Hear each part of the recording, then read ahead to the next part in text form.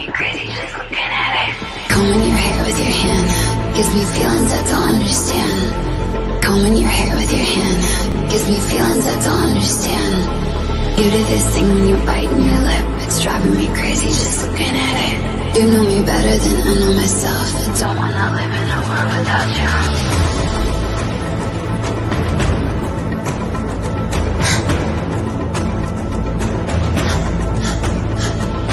You do this thing when you're biting your lip. It's driving me crazy just looking at it. You know me better than I know myself. I don't wanna live in a world without you. World without you. Driving me crazy just looking at it. World without you. Driving me crazy just looking at it. You do this thing when you're biting your lip. Without you, driving me crazy just looking at it.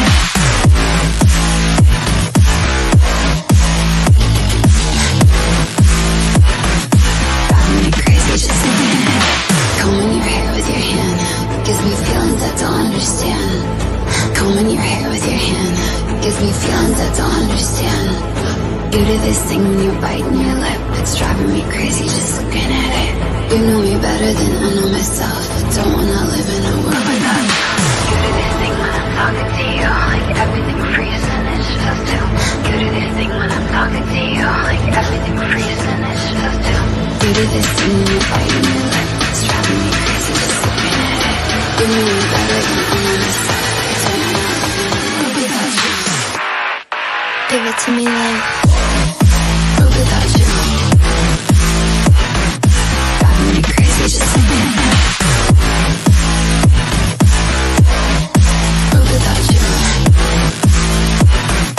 Driving me crazy just looking at it. You do this thing when you're biting your lip. World without you. Driving me crazy just looking at it.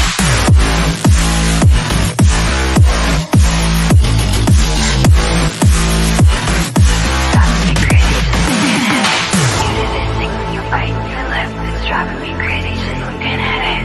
You know me better than I know myself. I don't wanna live without you.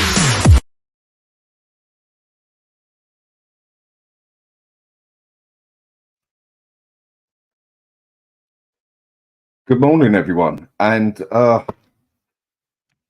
happy St. George's Day.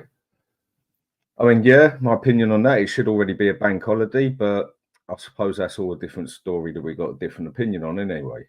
But anyway, happy St. George's Day. So, early one, I thought, you know what, I do one at 10:30, thought about it last night because no one else was on. And thanks to my little brother-in-law and my wife, I got woken up at about just gone 7. So I thought, you know what, stuff it, I ain't waiting till 10:30, I'll do this for 10. So, let me say hello to a couple of people on the post. Right, here we go. I mean, I'm still trying to wake up. I've been up since 7. I'm still trying to wake up. I'm on my third cup of coffee and it still ain't clicking in properly. My heater works and don't worry. Right, Lily White Lane. Good morning, mate. How you doing? Hope everything's good for you. Big up Dan in the chat. And who's this? Anthony Clark. Hope all's good for you, mate. Big up Dan. Come on, UG. Oh, that's a bit of a dirty word now, mate. But fair enough, if that's who you like. Each their own, I suppose. But there we go. Tony Rodriguez, big up Dan and chat. Smash the like and subscribe. That'd be appreciated. Hope you're all right as well, Tony. And Mike, how we doing, mate? Since I was just on the phone to you. Yeah, big up Dan in the chat. Smash the like and subscribe, people, again. That's my mate Mike. Known him for about, what? Easy 25 years. I mean, the bloke has a lot of sympathy for me. I mean, he's a Liverpool supporter, isn't he? So, you know, it's, again, whatever turns you on at the end of the day. But either way. And Beth E, morning husband, morning wife. Thanks for waking me up this morning when you didn't need to. And next time, tell the little brother-in-law to calm down. All right, Anton Thatcher, big up everyone. Big up to you too, K. Lewis K, spoiler. If either or both Emerson and Davis play, we are losing. Well, that, mate, is my first point I'm going to get to. I mean, even with our other two in there, I don't think we look safe at the moment. But I'll get to that point in a second. And then we have Alex got experience. The crafty Cockney is live. I wouldn't say crafty, mate, but there we go. Brian, good morning to you, mate. Hope all's fine. What you saying? Good morning to all in the chat, and brother Dan. Hope everything is well. Well, tell you what I'd do, Brian. If you are not doing anything, well, I just got to find you on there. I've got so many people on these links now that it's unreal. All right, there you go, Brian. There's a link if you want to pop on and say hello. That's not a problem, mate. I've just sent you the link to your WhatsApp. So, and one more quickly, R709, big up, bro, big up to you too, mate. Good morning, and I hope all is good. Let's just hope I don't burn myself with my coffee. Oh, that's got to be one of the worst ones, isn't it? When you have your bit of coffee and you burn yourself, or no, the worst one is when you have a pizza and you take a big bite out of it and it and it burns the top of your mouth. But anyway, right, Spurs v Arsenal coming up. Now, if I go back about a week ago, 5 days ago, give or take a day, I basically stood on here and other channels said I'm literally terrified of playing them, the way we were playing, the way they were playing. And then I find out that they had not just Wolves after Munich, but Chelsea. So I'm like, okay, that could definitely go to our advantage. Not quite so terrified then, but still very wary, scared. Then they lose their game to Villa, lose their game to Munich. I'm like, okay, let's see where these next two take us and see where it goes from there. This could be going in our favour. Then they beat Wolves. That doesn't particularly bother me. But then is where the shit hits the fan, basically, of we find out Udogie's out for the season. Definitely not the best of news, was it? And then by the look of it, there's a 50-50 chance Porro's playing. Now, with Udogie, for me, that's got to be something that's been playing on for a while because he's got an operation. That couldn't have just been an overnight thing. Seriously not. Seriously not just an overnight thing. And I don't think it's his hamstring either. I think someone mentioned something last night on Alan's show, what it might be. But if it was even that he had a slight pull on his hamstring, I don't think they would have been stupid enough to play him. Because as all that would have taken is one more move, and then he could have totally ripped it or just torn it in half, and then you wouldn't have seen the player for 6 months again and probably never seen the same sort of player again. So there's a very high chance. Well, Udogie ain't going to be playing. We know that one for a fact. And then there's a very high chance that it doesn't look like Porro's going to be playing either. How is Ange going to deal with this? How is he meant to deal with it? How do people think he should deal with it? Now, the first thing that came across my mind was, okay, he's going to stick Royal on the side. Okay. If Porro ain't playing. So we stick Dragusin or Davis in the middle and stick Van der Ven on the left to cover the pace for Saka. I thought about it for a bit. I thought, nah. That's sort of like you're putting yourself in double trouble there. And like there was big talk on Alan's show about it, and I agree with what he said. We got to stick with Van der Ven in the middle because he basically covers Ange's style of play. Because if he's not there, how many times has Van der Ven had to come back now and cover us? How many times? Too many times. If we stick him on the left, yes, he's played left back for Holland. Under 21s, I think it was, but I very much doubt he's played an inverted role. Then what pace do we have in the middle to come back on ourselves? We don't. But then people are going to say what we're going to do on the wing as a wing back. The only real options there is Davis is going to take that place. And Davis as a left back, not good, but not bad. Centre back does his job. Davis as a wing back inverted. That one just don't work for me, people. It don't. But we need Van der Ven in the middle. desperately, and we need Van der Ven in the middle. Because if we stick him out on the left, Arteta's just going to use his brain, you would have thought, like any manager would, and adapt to the situation and say, right, that is going to be their weakest spot, straight over the middle, like we get caught many a time, and we're in trouble. So it's going to have to be Ben Davies on the left.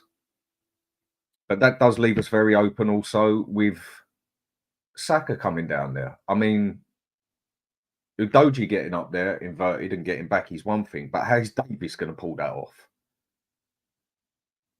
I'm just not looking forward to it. I'm really not. And then if we go on the right-hand side without Porro there, it looks like, well, we have an option. We can put Dragusin there because he's played right back at Genoa a couple of times, as far as I know. Doubt he's played inverted either. But do you trust Royale there? No. I mean, Royale, he basically has a panic attack when he looks at the halfway line, for God's sake. So we are definitely in the right position there. And the way we're playing at the moment isn't very good either. Arsenal, yes, they've had their beating or two, but we do know that that team is better than ours, hands down. I mean, there was meant to have been, I don't know exactly where, when, whatever, but again, it got mentioned on Alan's show last night that someone had mentioned if you do a mix of the teams, basically, the best 11, the 8 Spurs players get in that team. 8. Are you serious? Not a chance in hell, mate. Not a chance. I mean, that's another one I'll go to in a minute. But right, just speak to the people on the chat a sec. Brian, let me make a coffee and I will join you. Exactly, mate. You've always got to make sure you've got that coffee. And Lockman saying, hi, everyone. Big up to you too. And Levy out. Yes, Levy out, definitely. Benjamin Foster, morning, Dan. Morning to you, mate. And Lockman says here, yeah, we will have Royale and Davis as usual. Ben, happy St. George's Day. Happy St. George's Day to you as well, mate. It is a day we should all be showing a bit of respect for, and it is a day we should have as a bank holiday. But we don't. I suppose that's just England for you. But there you go. Again, another story, that one. Right, Alex. Alex got experience. Couldn't care less what happens at Arsenal for me. The season and next season is a wash for me already. Now, you know what? I disagree on that one, mate. I do care what happens with Arsenal because, do you know what? If it's they just lose to us and we destroy their season, that's the icing on the cake for me.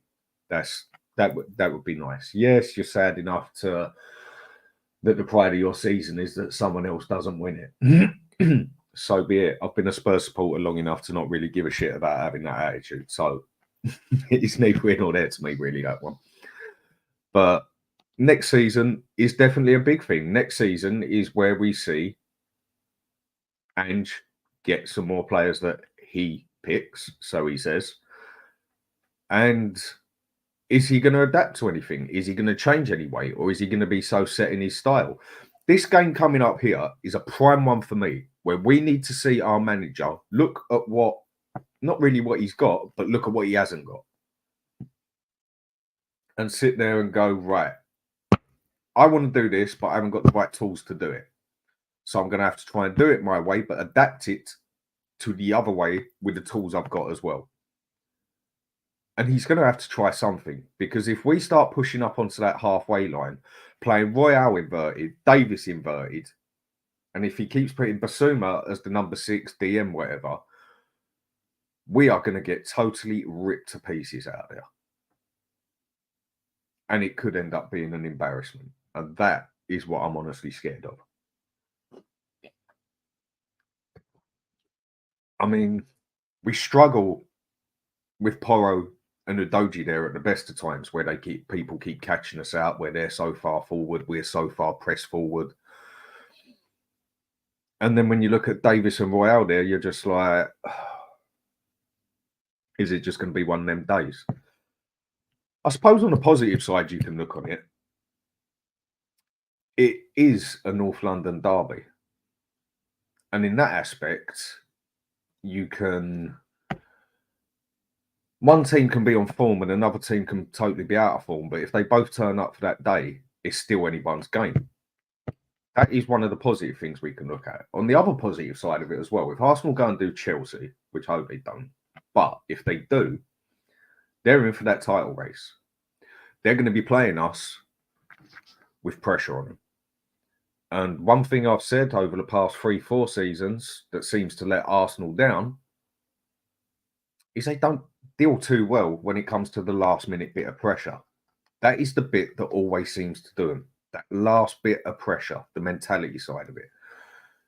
So maybe that's another advantage we will have. Because really, we're not going to have much to play for unless we're playing for 4th place still. Which, even though we got 2 games in hand, 6 points, I don't see us catching that up with Villa when we've still got to play Arsenal, Chelsea, Liverpool and City. Call it negative if you will. I call that one realistic. I do not see us getting 6 points out of those 4 games. The other 2 maybe. I mean, I think out of the next 4 games, we'll be lucky if we see 4 points, 3 points even. Do you know what? If we get 2 draws out of it, I think I'll be happy with that one as well. Because all 4 of those teams are more than capable of giving us a good beating and a half. So, going to be an interesting one, that's for sure. And right, hello. There we go. Brian, how we doing, mate? All good? Well, it's 5:15 in the morning here. Ouch. Yeah, well, as you know, I'm going through quite a bit at the moment, and I'm awake because I've got a lot on my mind. And I thought, do you know what? Let's tune in and listen to my brother Dan on the HotspurHood and spend the early morning with the wonderful people in the chat. And then you sent me the message. So good to be here, Dan. Good morning to everyone in the chat, and happy St. George's Day to the English people that are with us. Happy St. George's Day to everyone. And mate, it should be a bank holiday, shouldn't it?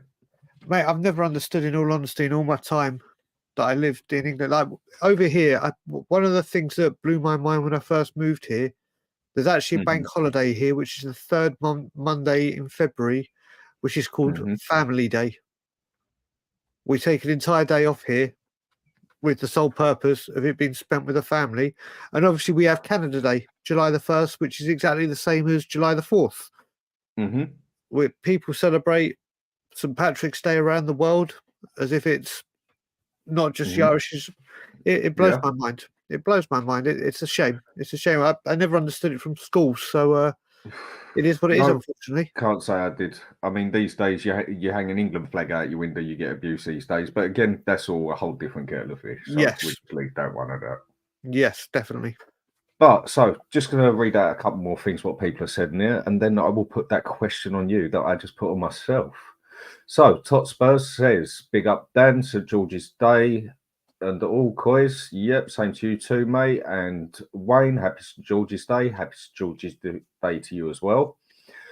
And Ben here says, which 8 players? Yes, mate, that is one that me and Brian will go to after we've gone through that question there. I mean, I would love to know who seriously put 8 players in that first 11 when you mix the Arsenal team with the Spurs team.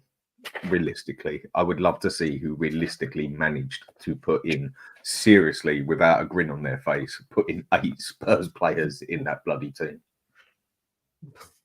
I have to say very quickly that just goes to show when people like myself, you, Stel, Eugene, who I can see in the chat, and other streamers that will talk seriously, I don't know how this fan base can have the nerve to say there's 8 Spurs players that get into a combined 11. Don't get me wrong, if we'd done this at the beginning of the season when we played them and we're basing it on form, you could probably see it the way we started the season. Right now, you could put Maddison in there, mate. You could have put most of them in there. You could have put most of them in there at the beginning. Right now, how anyone can say 8 Spurs players in languishing in 5th out of the Cups early Tottenham compared to quarter-final Champions League and going for the title Arsenal, we have to be serious. As much as I hate it. I hate it. Do you know what? Dan, I'm sure you're the same, and I'm sure most people in this chat are the same. When you grew up as a kid and you started supporting Tottenham, all you cared about was Tottenham. Tottenham were the best, Tottenham were the greatest. And you used to have fans with your friends, but you didn't understand football properly. And it was like, oh, Tottenham are better than you, Tottenham are better. And Tottenham. We're in a whatever age we are now. You've got to be serious. There is no way on God's green earth 8 Tottenham players right now, based on current form, get into a combined 11. It's nonsense. Not even on current form. And I thought, Brian, maybe just some people got a better imagination than we have. Maybe. And what's Alex saying here? Next season, Kulu, Richarlison, Johnson and Solomon, all on our 5-year contracts, with Werner soon to be the same. We have our marquee signing already. Oh, mate, let's just hope it don't go there. But I think we all have an idea what's going to happen there. I mean, it said that Roma want him and Roma are willing to pay for him as well. So let's just hope they put the money down. But then I suppose it'll end up on where he wants to go to as well. And Lokman just saying, what will happen if we get smashed 6-0? Well, if we get smashed 6-0, we get done 6-0. Simple as that, basically. But then I think you're going to see a lot of people start changing to the Ange Adapt style, which I'm not on that side, even if we lose 6-0. Same. My judgment comes to him next season. And for me, he's got 6 months next season to start showing that he's adapting to the Premier League and accepting that this is not the Scottish League and that there's certain games he has to make changes in. And what's Daryl Denton saying here? Good morning to you too.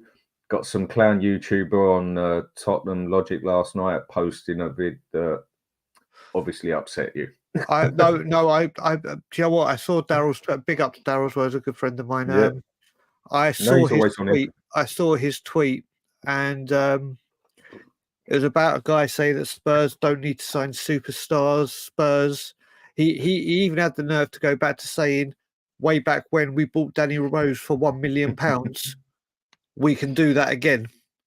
It's like, you don't strike gold every single time for £1 million. No, you do not. Do you think Manchester United are going to buy another Eric Cantona for £1 million? Football changes. I get the sentiment, but this is where we are as a fan base right now. We think that we are washed to think that every single time, every cheaper person we're going to buy is going to turn out to be like a Danny Rose. And most importantly, I don't know if you saw, Dan, the tweet yesterday that a load of people got absolutely mental about. Out of nowhere, out of the blue, for no apparent reason yesterday, Tottenham Hotspur dropped a tweet to let all us fans know that we're the first team to have 171 different Premier League goal scorers. And the last one to add to that was Timo Werner. And when did he score his first goal? Crystal Palace. So they've waited since the Crystal Palace game in the week to Spurs Arsenal. This is what we're dealing with. I responded saying it's true what they say. Strikers win your games, defense wins your titles, and 171 different goal scorers wins you absolutely nothing. But let's celebrate it. I mean, mate, if I could answer to it, I would. But just, you know what? I won't even bother. It's Spurs all over, isn't it? I mean, it's exactly what you said. Strikers win you games. You need to score goals. But defenders and a goalkeeper wins you a season, wins you a league, wins you a cup. Goalkeepers do things like win you that cup, get you those 10 points that you might have let go of. And defence, obviously, does the main job for you. I mean, if it weren't for Van der Ven, I think we'd be another 10 points down. And if it weren't for Vicario, I could see us easily being another 10, 15 points down if it weren't for them two. Because out of everybody, them two are basically the two that have pretty much, I'd say, kept their form. Yep. I mean, Udogie's gone downhill. Maybe that was due to the operation coming and there was a slight injury there or whatever. More than likely.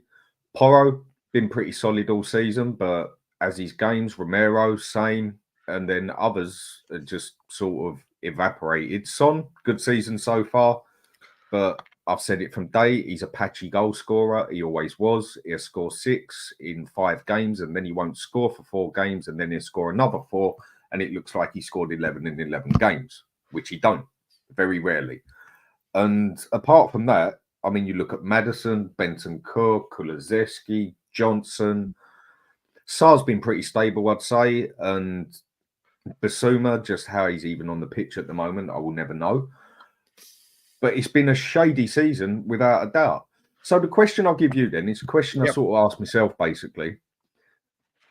How do we deal with the wing-back situation now? What do we do? Who do we put there? What has Ange got to do? What do you reckon? Does Davis go in the middle? Does he go on the left? Do we stick Dragusin in the middle and Van der Ven on the left? How do you see this whole thing? So the way I'm looking at this, Dan, bro, is first of all, what you were just saying about injuries and players, I can lead on to that. There's something that I've been saying for years since I've been on YouTube. Eugene will know it, and people in the chat that have watched me for years. I've said for a long time at Tottenham Hotspur, our players are overplayed and undervalued. And when I say undervalued, I don't mean the huge wages they earn. I mean certain players like Porro, Udogie, Son, the big ones, the big stars that literally they are played and played and played and played till they break down with injuries. Other teams, Arsenal are doing with Saka, basically. Sooner or later, he's going to break. Basically, because we don't have the quality to say, right, you're off form or you might be carrying a little knock. We're going to take you out so either A, you can fully recover from your injury, B, we can game manage you and have you ready for the big games that we desperately need you. We can't do it.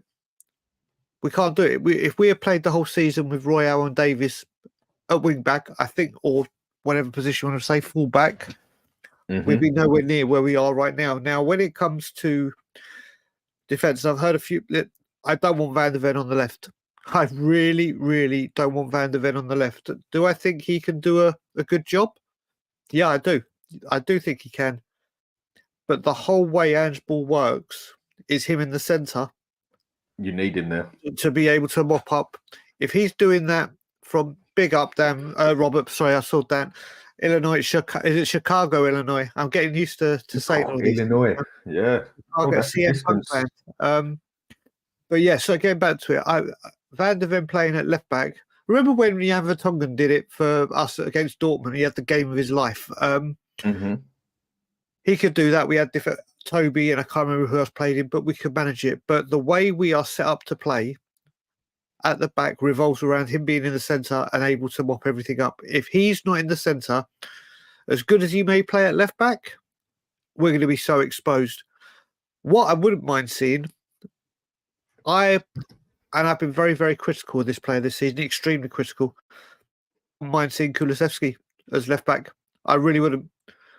I really, really wouldn't. We've seen him in his defensive work and doing everything. He's not. Do I have faith in his work rate? Do I have faith in his getting up and down? Do I have faith in his holding up the ball? All the attributes I do. Do I have it over Davies? Yeah, I do. I actually do. Whether we go down, I think he'll go. I think he will go Davies and Emerson. I think Emerson's side still delivered. But I wouldn't be opposed to seeing Kulusevski there. It'd be something. You know what? It'd be something different. We've been crying for something different and seeing something different. I wouldn't mind seeing him there. I really wouldn't. If he was there, I'd be like, oh, let's see what he's got. But you got to think about it. He needs something to kickstart his season, or at least to give him a bit of form and confidence. I think this could be it, but it also could go the other way, Dan. It could be an absolute disaster. But if I have more faith in Kulusevski getting into the positions that Destiny does, who do I have? If Ange tells him to play the same way, which I think we all know he will, do I have more faith in Kulusevski doing it than Ben Davies? 100%. 100%. You know what? You're saying that. I must admit, that's one that did not cross my mind. Not at all. Because he is left-footed as well. His tackling, no, but he has got the power to be a presence as such, hasn't he? And he can get forward. And where it's a longer distance in running forward, you'll actually see more pace out of him. Because the one thing that shocks a lot of people is Kulusevski is actually one of the quicker people we've got at this club on 100 metres. It's just his acceleration, if that's how you want to call it, his sprint is not good. he takes up to 50 meters to 70 meters before he gets to his top pace. But he's actually quicker than Basuma, Sarr, Bentancur, Højbjerg, any of that lot, as far as I know from what I read on the stats and stuff like that.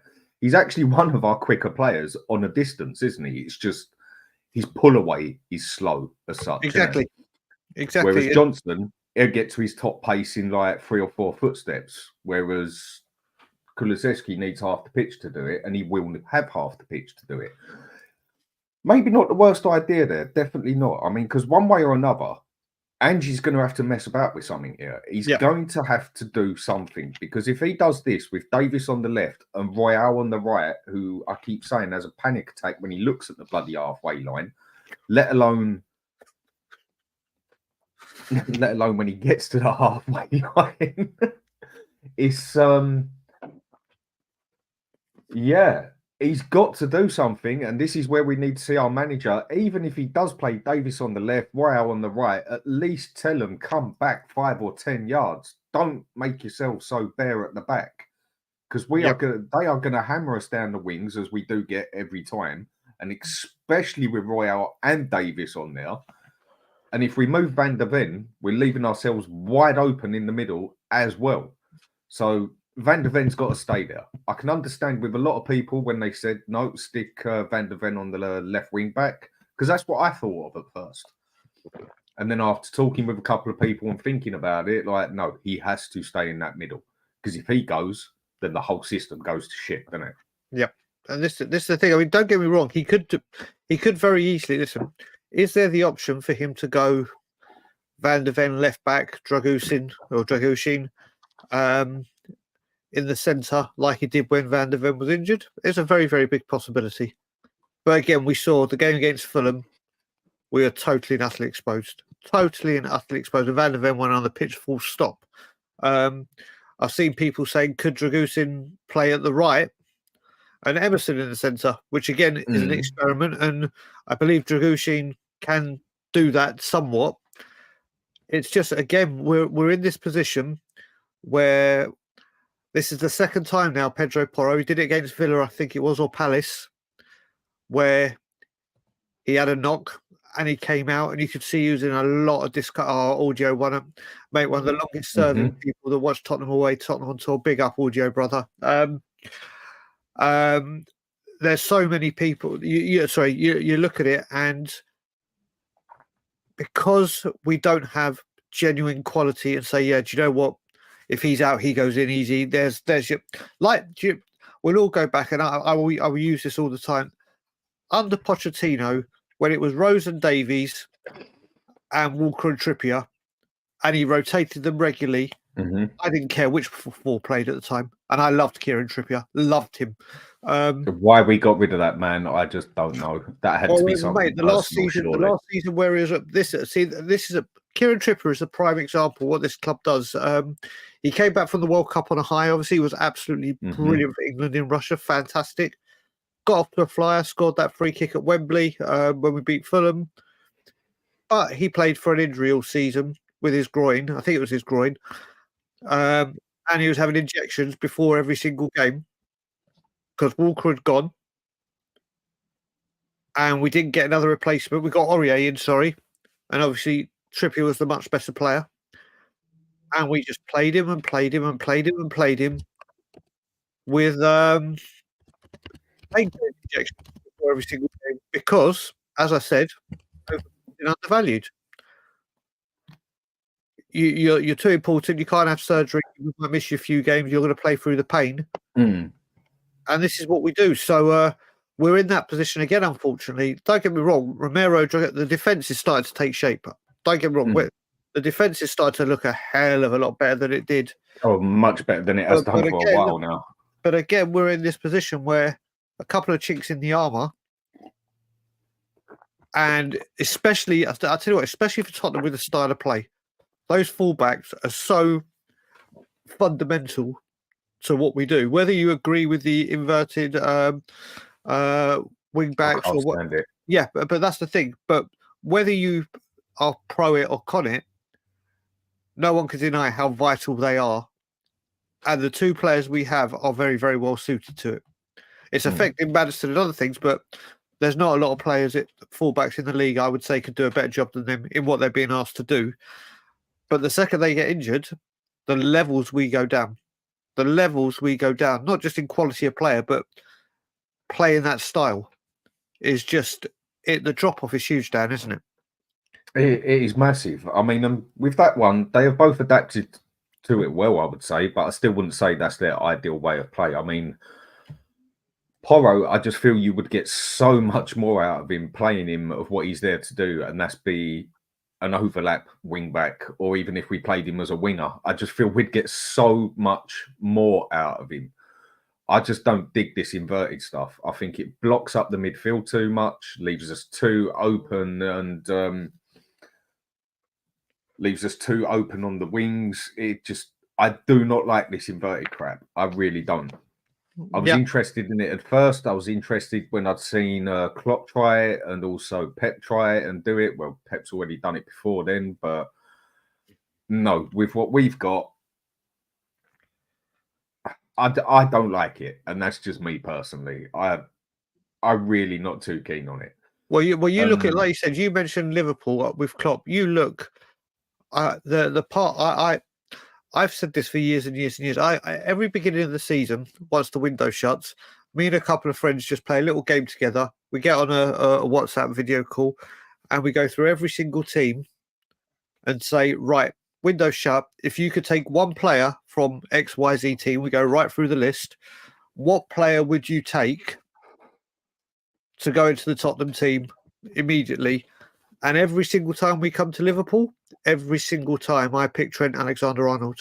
I think he is absolutely, and we do this to suit the style of play.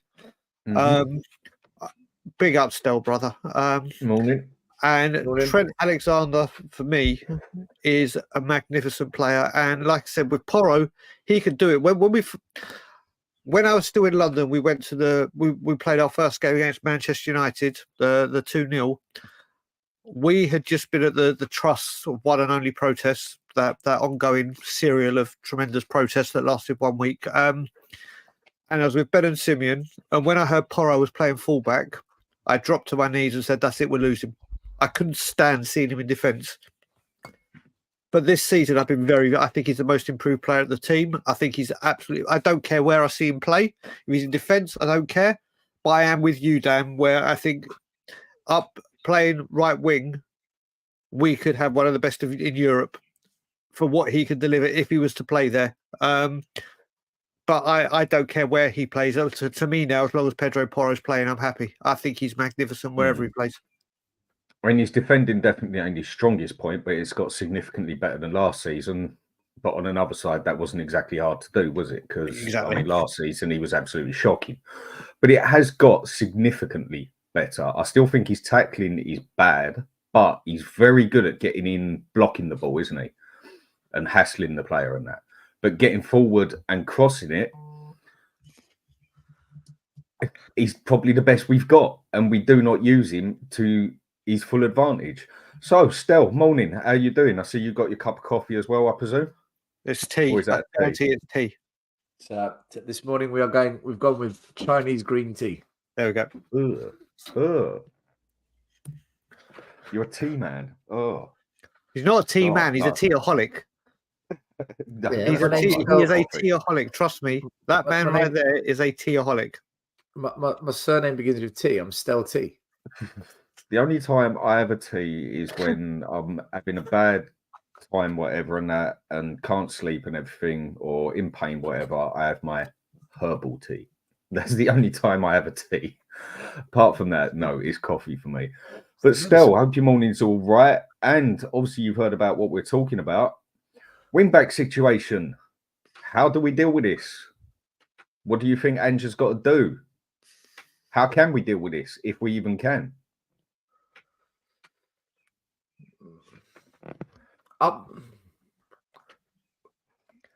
Play the 4-3-3 the way Liverpool do it. So instead of the fullbacks inverting, they overlap. And then instead of the number 9 pushing forward, the number 9 drops into the number 10. So the way Liverpool used to do it was they'd have Mane, Firmino, Salah. Firmino would drop and then feed the ball into Mane and Salah, who were running in. And then on the wide areas, Trent and Robertson would overlap and cross balls in.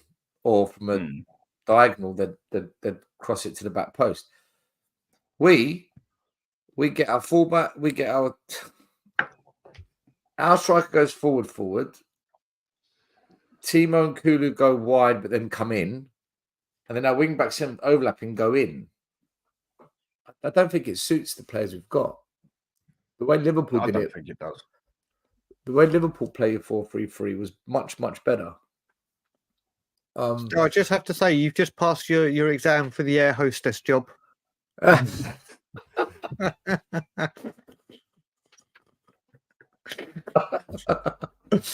Oh, Jesus, that's funny. Yeah, I don't like the way we play our 4-3-3. I'm not a fan of it, if I'm honest with you. Like you were saying, Porro, such a good crosser of the ball, but we don't play with overlapping wing backs. Udogie is actually quite good dribbling. I don't know if you've noticed, he's good at beating a player. I think his dribbling is the reason that Aston Villa went down to 10 men when we played them. He went past a couple of players and then he got wiped out. So I'd have overlapping on one wing, crossing the ball in, and I'd have Udogie dribbling with the ball up the other flank and just feeding the ball into the forward line. They don't both have to cross the ball, you know. They've got different attributes. But the way we play is they kind of come inside and then they're almost playing as number 10s. I don't think they can play as number 10s. I don't think they're good at it. Yeah. They're not kind of players. And it blocks everywhere up for Maddison as well, doesn't it? Blocks it up for Maddison and also Son as an out-and-out striker's great if there's space behind. But if in a low block, he's better off dropping back out like Firmino used to do and feed in the Mane or a Salah. But the problem is we don't have Mane or Salah. We've got Brenda and Turbo. So, you know, again, that's just brings the hopes up even more, doesn't it? Yeah, I think we've got a combination of players that fans have overhyped who think are much better than what they really are, and a 4-3-3 system that doesn't work when teams have sussed us out. Our system doesn't work. Whereas Liverpool's, it always worked because it was such a high, aggressive, stretch the team, then get in behind, basically Gegenpress. It was a better way of doing the 4-3. Klopp's 4-3-3 is actually perfectly suited to Tottenham, but for some reason we're doing a variation of it, which a lot of fans haven't seen before, which does work, but you have to take your chances when they come, and you will struggle against the low block, and teams have sussed that bit out, and we don't adapt. Completely. And then you go and play against faster teams who's definitely got a quick winger or quick going forward, and the long ball comes over without Van der Ven there, you're going to get caught out many a time. And even with Van der Ven there, we've been caught out so many times, but it's purely down to him and good goalkeeping that we haven't lost another 15 points. I mean, what Tony says here, I think, is something I've been talking about for a while. I still think Conte's style now with this team we've got would be the ideal way to play. I really do. We've got the pace for it. We've got enough solidness at the back, good goalkeeper, extremely good wing backs who could overlap lovely, midfield, and yeah, all right, we might struggle a bit there and up front, but I just think this system on a fast counter-attack, this team, it would work brilliant for it. He's not going to do that. Let me just go through this with you. Keep Tony's comment up. The problem I have when people say Conte would do great with this team, he wouldn't have signed Maddison. He didn't play Sarr. I don't think we could also be all well and good saying the players we have right now would suit Conte's formation. But there's certain players, he wouldn't be playing Basuma at all. I know he's not there, but there's certain players that wouldn't play. And the thing is, as well, we've got to remember he just played 3-4-3. So 3-5-2, as much as it would. I think the players are better suited to it. I just don't see. Don't get me wrong. Would Conte probably get a tune out of this team? He probably would. But it's very easy to say, yeah, Conte would smash it with this team. But as I said, Maddison wouldn't be at this football club. Romero wouldn't be at this football club. Sarr wouldn't have been played. So it's yeah. I don't disagree with you, but when he was at Inter Milan, he did play different to how he did at Spurs, and he did sign those kind of players. So he had Christian Eriksen, he had Barella. Did play for 7 months. Yeah, but the second half of the season he played. But you're right. When he settled in, he played regular. When he settled in and got the idea of what he was there to do, he played pretty regular on the second half of the season. Yeah, he played the second half of the season. Barella was just unbelievable for him, playing in a Maddison type role. He also had much better. Do you know what I kind of understood with Conte? If Conte trusted his defense, he played an attacking brand of football. Yeah, because if you go and watch Inter Milan, they played like really good football, and he had because they were almost similar to Tottenham. They had two strikers up front that could cause problems. They had Lautaro Martinez and Lukaku. So look at Chelsea. He did it at Chelsea when they played. And then you look at the back three they had as well. Again at Chelsea, he had better wing backs than what he had at Spurs, and he had Moses. Yeah, I mean, who did we have under Conte? I remember. But he made Moses have an excellent season. We had Chicken Royale. I mean, well, no. The thing I say with Chelsea still is he went to Chelsea and tried to play a different formation, didn't he? Then he got tongued by the filth, and then he said, "Right, I'm going back to my tried and tested." And you look at it. That's right. He had 10 players there that had the football intelligence and ability and skill to be able to adapt to his style. He just needed to find out who could be the missing piece at right wing back, and he worked damn hard with Victor Moses. And that season, he was incredible at right wing back. So he had 10 players that could easily play that system and just go, right, this is what we're doing. You had your Hazards, everyone else that could just go, right, okay, this is what we're doing and pick it up. Whereas, unfortunately, let me get that. We didn't. Let me get that Chelsea team up. I can't remember the exact. Didn't he have John Terry as well? I think he did, yeah. I remember John Terry. Did John Terry leave under him, or it probably did have him for a season? I think he played that season. That might be his final season. So he had a back three of Cahill, Louise, and Azpilicueta. Cahill was superb for them. Yeah. Yep. He also had Courtois in goal, who was better than we had. All right, look, goalkeeper. He had N'Golo Kante as holding mid. We had Højbjerg. He had Alonso and Moses. Matic was good back then. We had Skip on Sarr. Sarr was young. And then he had Hazard and Pedro. But Hazard. He had Diego Costa as well, but we had Kane. So there was some similarities. You'd say probably he definitely had a better defence. Hands down, he had a better defence than us. He had a better midfield. Attack, I'd say it was even. He had Costa and Hazard. We had Kane and Son. So the strikers were equal. He had a better defence and goalie. Do you know what? I'm convinced with Conte, if you give him a proper defence and goalie, like just give him that Italian defensive way of setting up, what he'll do in front, he knows what to do. But I think he was just very, very cautious with us because he knew Eric Dyer was a liability. Davinson Sanchez was a liability. Chicken Royale was a liability. Hugo Lloris's distribution of the ball was a liability. Højbjerg in holding mid was a liability. I just don't think he was confident in the defence. No, and what was there to be confident about? I mean, also in the mid, you had Longley there. You had Longley there as well, didn't you? Oh, don't say that name in front of me and Stel. And that's just and long quick one here. I just want to say hello to Tommy Mitchell. How are we doing, mate? Hope all's good for you. Big up, Tommy, when you're coming back?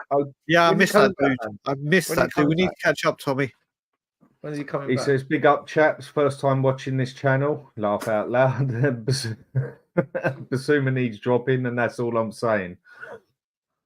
Or we're losing the nod. to North London derby. Losing the nod. Yeah, it's not just going to be down to if Basuma's playing. It's going to be down to a lot of things on there. And he's got to adapt something. He's got to change something, even if he plays the same way and just gets us to sit back a little bit or something. Something needs to be done. And I haven't seen this man do anything like that yet. That is why I don't have much faith that he's going to do it for the game coming up. Is he too naive? Is he too ignorant? Is he too stubborn? Or is he just thinking, right, the season's pretty much done anyway, so I'm just going to go with the flow sort of thing and make my changes next season? Listen, we're at a point right now where obviously, as Spurs fans, and as Andrew's been here, he will know full well what the fans think of this game. Full well, and being this late in the season and the way the tables are right now, we win this game, it goes batshit crazy and brilliant, and everyone, yeah, fantastic, yeah. But we lose this game, and if we lose it badly, there's going to be problems. There's going to be problems within this fan base. The media will start. It is cheers, brother Tom. This game, I think Andy's dreading at this game right now, in honesty, especially after the long delay, after the 4-0 to Newcastle. I think he would have wanted to get as soon as possible to try and get the cobwebs out, and it's all built up. Obviously, the Filth are playing tonight. I fully expect That's Chelsea. with Chelsea, isn't it? Yep, I fully expect Chelsea to lie down for them, and conveniently, Palmer is injured. Who'd have thought it? Oh God! So he's apparently confirmed now out. Great. So listen, still, even if he was there, Chelsea are going to lie down for them. It's the anti-Tottenham loving, isn't it? So they'll do what's best for the two of them, and then they're going to come in off the back of the Champions League defeat, but 2 wins I fully expect. Wolves obviously included in that, and we're here waiting to eradicate a 4-0 thumping by Newcastle, and we've had 2 weeks off to just do whatever they're doing in training, and now we've got these injuries that have come out. If this game goes wonky and it goes south, I expect a lot of tension in that stadium. Or Stel will be there, so I guarantee there'll be a lot of tension. But yeah, it's not going to be. It's going to be a rough ride for the rest of the season. I was speaking to Stel last night, Swifty, and I was saying, me and Stel were saying, if you offer me a draw right now, a guaranteed draw, I would bite your hand off. I agree. Now for the draw, I would bite your hand off. It's just got so much that can go so wrong with it. But again, it is a North London derby. Anything can happen in a North London derby. How you're playing at the time really don't come into it, a lot of it. They're going to have pressure on them, especially if they go and do Chelsea, because they're going to be fighting for that league. And mentality seems to be on the crunch, Arsenal's weakest point, I would say. But like we've said, with formations, style, Davis, Royale, I just don't see anything changing. And I see him just basically putting Davis and Royale there and telling them to do the same thing. And we can't do that. I think we're in big trouble. Sorry to interrupt you, Dan. This is why I don't agree with Spurs fans who are just repeating. You know what? I actually think there's a pandemic within our club right now where fans, they can only say something if they get the approval from someone else. So if a particular YouTube channel or podcast says it, well, there you go. He said it. That's it. Done. Facts, truth. We're done. He said it. What about some critical thinking of your own? What about using your own mind? But don't repeat to me what he said on Twitter or what she said on the YouTube channel. Tell me what you think. And I just find there's this kind of behavior in our fan base where no, we can't do that because he said it. He's the guru. He knows best. No. What do you think? Like the current thing you're hearing from so many Spurs fans, He'll change it next season. He'll tactically change it next season. Sorry, Antonio Conte, Brian just said, he got slapped at Arsenal. He said, right, I'm changing it. He went and won a league title. He won a league title because he adapted. He saw it once and said, that's never happening to me again. That is never. Whereas banged up at Brighton, banged up against Wolves, banged up against Fulham. It's not that is never happening to me again. It's no, let's go to Newcastle. Banged up at Newcastle. Like, what are you waiting for? Like, what are you waiting for to change it until you get exactly every player you want? You're not going to get every player you want under Daniel Levy. You are not going to. You didn't want Villiers, Phillips, Solomon, Timo on a freebie. These were given to you because that's all we could afford. That's all we were prepared to put the where to put the money. So, what is he waiting for? Arteta. He was on the brink of being signed. He lost like 8. He could have won in 8 or 9 games. It was curtains. It was game over. He said, right, let me try the youth. In comes Smith Rowe. In comes Saka. He's like, I can't trust my players. And you know what? He got a draw, then a loss, then a draw, then a loss, then a win. And it began to turn. Like, he changed it. Whereas with us, we're going to play 4-3-3. You pretty much know roughly who's going to start most games. We're going to sit on the halfway line. We're going to create chances and miss some. And then we're going to get hit with a sucker punch. We won't be able to defend the set piece, but we'll keep doing it. We'll keep doing it. But if you say, just adapt a bit. If you have this conversation about adapting, are you saying you know better than Ange? I trust Ange. He's qualified. He's been doing it. Yeah, but I'm allowed to say what I think on the basis that, one, I don't need to be, a UEFA A licensed coach to know what I'm seeing and to be able to talk about it. We're not what do you call it? We're not new to this, right? We're not new to football. We've been watching it for a long time to know a thing or two.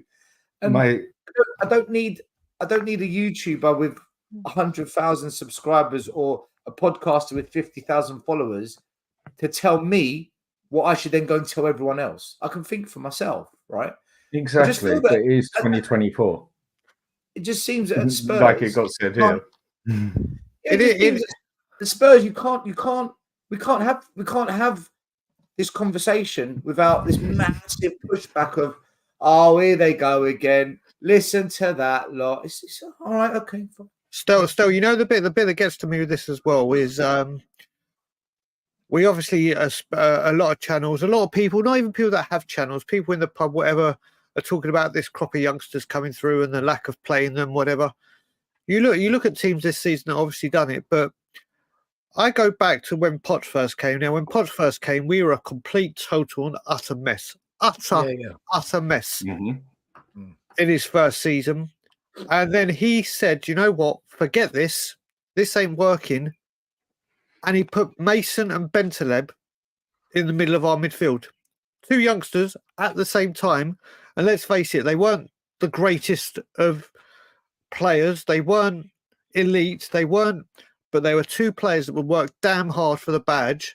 Their careers may not have worked out the way they did, but you know what? That first season, especially in that win against Arsenal when Harry Kane scored both those goals, they were vital. They were absolutely pivotal in the rise of Tottenham in that second half of the season because he could not trust what he had. And he said, you know what? I'm going to change this. I'm going to try. Obviously, if it had gone wrong, it could have gone hideously. But he tried it. Now we get told, oh, if Ange doesn't want to play them, they must not be ready. They must not be ready. They can't do it. They can't. But it's like, it's true. It's true what you're saying. You remember, to me, putting two new players in the middle of the park is probably the hardest thing to do. You could say centre back and defence, but if you get swamped in midfield, then your defence is overrun, yada, yada, yada. These 2 came in, hadn't kicked the ball first, and literally, do you know something? Do you know something? Right? Because I was having this debate on my channel the other day where I was talking about Poch's first season was exactly what you're saying. I was saying, right? But shocking. I can't remember who I was chatting to. Yeah, shocking. But I can't remember who I was chatting to, but they pointed something out to me I didn't know, and I went and checked it, and they were right. The second half of the season, We were fantastic. yeah. So we Absolutely actually unbelievable. But I'm looking at our second half of the season. We've been awful since January. Yeah. We have been terrible. Now, one that I must admit, I do love it when we've all got our own opinions. Some people see the game more tactically than others. We all see football through two different eyes. There'll be things I spot in a game that you two won't, and there'll be things that Stel spots or you spot, Brian, and us two won't, or there'll be something that all of us will see, and there'll be certain points that nobody sees. But I absolutely love it when when someone gives it, well, you're not a manager or you're not a coach, so what would you know? So what you're saying is crap. So my reply to that is, well, you're not a manager or a coach either, so you're pretty irrelevant either as well. It's but not I find that is the one that people like to throw at you when they've got nothing else to throw Dan, at you. it's what you learn as well, Dan. They're the people that like to throw it about, but like when me and Stel and other people say, "Here's the link. Come on and talk. Come on and have your say, and and we'll have a discussion. Like here, no jumping on you, no fighting. No, come on and speak. Silence, and then." Me and Stel, who are regulars on We Are Tottenham TV, will say our piece. Some of the comments we get on ours are just ridiculous. Don't have him on. Don't do this. Don't do that. We pay memberships, and that's how we get the links to come on. Mm-hmm. You know what I mean? We could probably get the links without, but we have the right to come on. They think that they just phone people up and go, "Yeah, do you want to come on the show? We can come on at this." No, they put the link out. So everyone can come and have their say. So don't. Brian, we were on these channels. We were on the same channels when Conte got us top 4. We were on there praising the club, praising the decision of hiring Conte, praising the way we bought Kulu and Bentancur, how they turned our season around, praising the fact we beat Arsenal, praising the fact that we were going in the right direction finally. They forget that we were praising the good times. Like we were when things were good, we were there. We're saying, look, this is brilliant. 3 at the back. He's got Kulu and Benson. A bloody tattoo because of it still. When it's good, and you tell them it's good. When it's bad, but they forget they've that. also got to know about it being bad. Forget you're there, but they forget you're there praising the good times. They forget that. They only want to hear the bad stuff you're saying as such.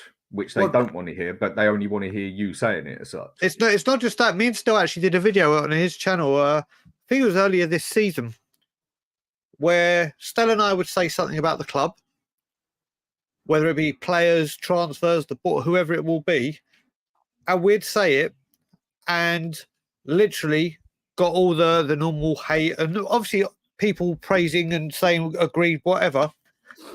2 days later, Alistair Gold did a video where the headline was pretty much exactly what Stel and I was talking about. And because it came from Ali Gold, the comments were like, "Oh, Ali, you're bang on the money here. I couldn't agree more." And I was like, well, hold on a minute. That's exactly what Stel and I have just said. But obviously there's ways of wording it, speaking about it, the way you deliver it. It's just crazy the way Stel and I could say something. Stel and I could say, "Do you know what? We lost to Newcastle 4-0. It was absolutely fucking horrific." And people go, "Oh, you're too harsh. Support the team. Ali Gold could say, "Well, that was a shambles." "Oh yeah, it was awful. Every single play." It's crazy. It's true. And the other thing that I've had thrown at me before as well. I mean, no, none of it is. It really just.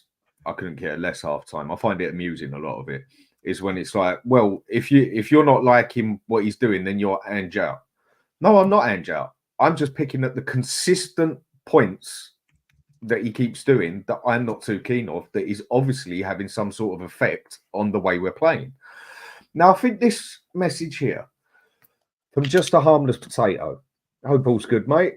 And I think there's a fair point to the question.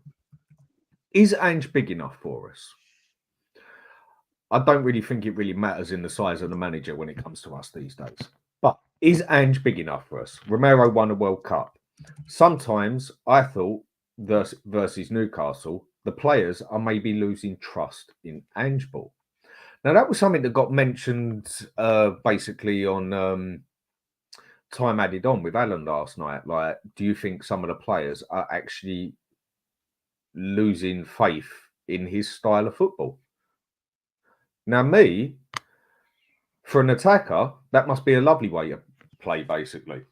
But for a defender, you must be dreading that game in, game out, basically. This is an easy one for me. I personally feel, because I was there and I was watching, it's the first time the fans at the end of the game have come over to clap the Spurs fans, and the Spurs fans booed them away. Right? There was no love. There was go away, fuck up. There's all that. That's how it was. And I sat there, looked over and watching, and I thought, wow. I personally think they really like Ange as a human being. I think they love Ange as a father figure. They like him at the club. I think they really enjoy the training sessions. I think there's so much about Ange that he like, that the players like, that the fans like, that the media like. But I also think when you're a player on a pitch, you're not stupid, okay? You know that when you've got the chances falling to Timo Werner, as a player, you're thinking, oh, shit. It's why our best players leave. The best players have left. Let's hope it hits the defender's foot first, sort of thing. Listen, I've played football enough to know that if the ball falls to a certain player in a certain position, what they can and can't do in that position, right? Yeah. The players aren't stupid. They know if chances fall to Timo, or if the ball falls to if Ben Davies has got to make a recovery run, you're like, oh no, right? They know. A bit like when Lloris was in goal when he was going to pass it out from the back. As a centre back, you're thinking, oh shit, what's he going to do? Right? You just know. You know your players. That is why the best players leave, because they get fed up of it, because they're better than this, and they end up leaving saying, I can't, because the club doesn't want to do anything about it. I can't play with these kind of players when I know what they're going to do, and it's not what I want. So if Ange picks certain players, the players will think, why has he brought him on? Or why is he playing? Right? Players will think that. Why is Basuma still playing when he's been terrible for about 20 games there? Yeah. Players will think stuff like that. Right? What they specifically think, only they know, but they will think stuff like this. That then puts a little seed of doubt in their head as to the manager's choices, right? Not him as a, but his choices regarding football. Then, if you keep playing this high line and you are getting, absolutely battered doing it, you're as a player, you're going to say, can't we just defend just a little bit more? Can't we just, do we have to be so high up all the time? Players will think these things. So when people say, are players losing faith in Ange ball? My answer is no, but there must be some seeds of doubt. There must be. And this happens at all levels of football, from kids, under 21s, amateur, semi-pro, lower league, championship, Premier League, European, World Cup. This happens at all levels of football. So there must be a few doubts. When you continually get pammed the way we do, yeah, there has to be. It's normal. There would have been doubts. There would have been doubts at Arsenal when Arteta was on that bad run as well. Those players would have. And there already was, wasn't there? There was blatantly. Right, just a quick one. I'd like to say thanks, David, for becoming a member. Man, I don't really mess about with loads of different things and that. What I do as a member on here, if any member on here wants to come on and say their piece at any time, as long as there's not 6 or 8 people on there already, you're more than welcome. Just leave a message on there and I will send a link to any member that wants to come on and speak their mind about whatever we're talking about.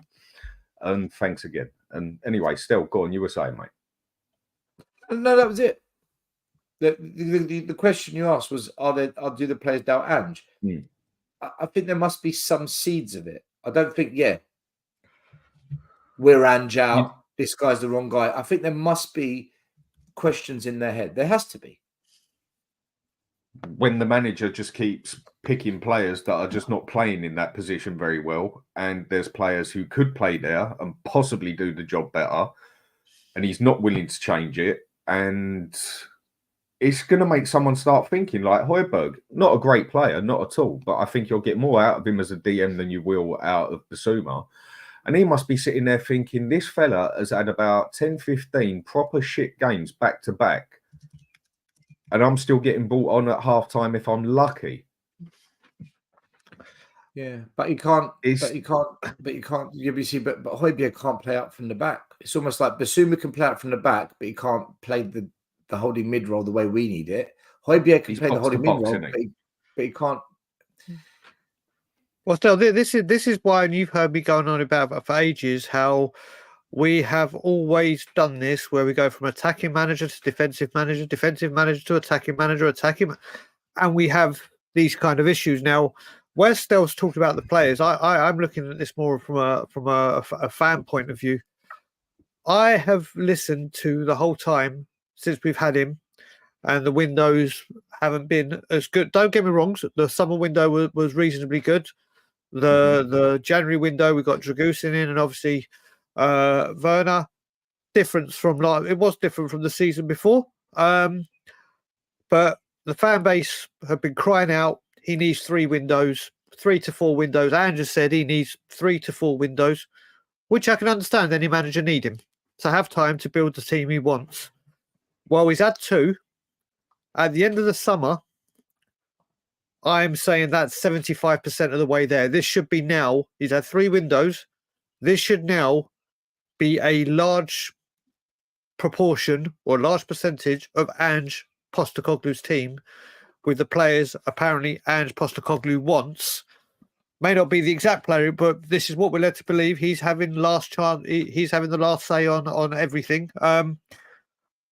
So we'll see where we are come September the 1st or August the 31st, whatever day the window shuts this year or this summer. We will be 75% of the way there. I think Ange Postecoglou right now, in general, has a very, very good nucleus for that team. You can see the shell. It just needs the engine, so to speak. And you look at it, and as Dele Alli, and I'm so happy Dele went on Monday Night Football and did that speech, and he said, listen, there was 2 seasons at Tottenham where we knew how close we were, and we just needed those 1, 2, 3 players who just push over that genuine guaranteed quality. There's not like a Van der Ven that's come in and done well. Do you think we're close, Brian? Do you think we're close? I think, but again, still, this is again at the moment. I think we're way off. I think we're close. I don't think we're that close. I think we're close. But the only reason I say we're close still is if the first 11 stay fit and on form all season, which won't happen because we've got Europe next year. Exactly. So listen, we've had this for ages. Like we were saying before you came on, you look at the drop off. What really annoys me is you look at, like we said, when we had the 2 fullbacks under Poch, Davies, Rose, Trippier, Walker. Any of those 4 played? I didn't care. They were all high quality at that time. Now we have certain people that they're out, and the drop off in quality is so severe that it's like, oh, here we go. So I'm thinking that we're it's been like that. It's been like that since Martin John. Yeah, well, but that's going down that's going down yours and my chosen specialist subject for Mastermind. But this is the thing. That is the issue. Like, exactly. But that's the thing. Still, fans have been saying, and Joe, I'm not turning on Ange. I'm not turning on Ange this season at all. Because I'm actually going to do what a large proportion of this fan base have been banging on about, and say 2, 3. He needs 3, 4 windows. Well, 3 windows is 75% of the way there, and we'll see where we are. Listen, what I will criticise Ange for at the moment is me and Dan spoke about. I'm sure you have still in games when we just change it for 15 minutes. If you're under severe attack, like you're getting absolutely hammered like we were at Newcastle. Just drop back for 15 minutes, just to steady As the soon ship. as we conceded that goal against Newcastle, he should have straight away said, right, step back for 10 minutes, absorb a bit of pressure, and then go on to that. Right, I just need to give a quick shout. Chang Ching Song. I nearly bite my tongue off. Sorry. Props to Mr. Daniel for recovering the NLD. Yep, thanks for the super chat, mate. It's appreciated. And Chris Richarlison, how you doing, mate? I haven't seen you for a long time, fella. Someone who I went to college with quite a few years ago now. You called him Richarlison. Richardson. Yeah, You went to college with Richarlison. Hey, what's up? Well, one thing I can tell you, he's an Arsenal supporter. So thanks for coming, remember. You ever want to come on here, mate? You just leave the link on there, and you're more than welcome to come on, Richarlison. Yeah, that's the next one in my head of is he going to play? What? Dad, I'm gonna say something really unpopular now, and I'm not saying it for reaction. I actually freedom of speech on here, mate. Freedom of speech. I mean this, and this is gonna upset people, but for me, it's a fact. I personally think Mauricio Pochettino is doing a better job than Ange,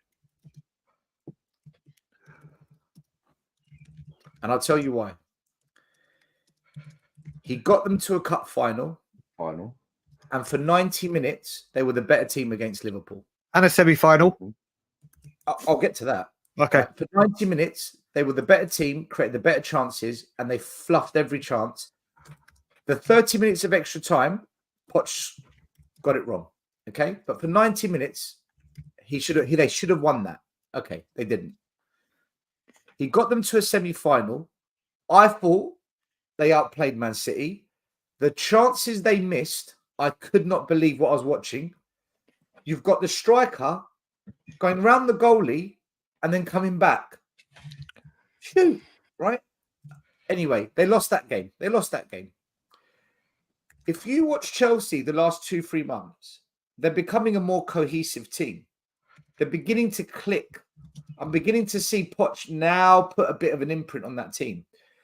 That Cole Palmer, I mean, what Poch is doing with Cole Palmer reminds me of what he began to do with Harry Kane. Okay?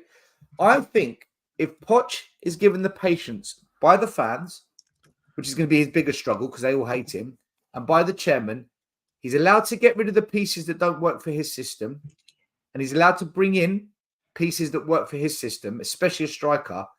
Let me tell you something.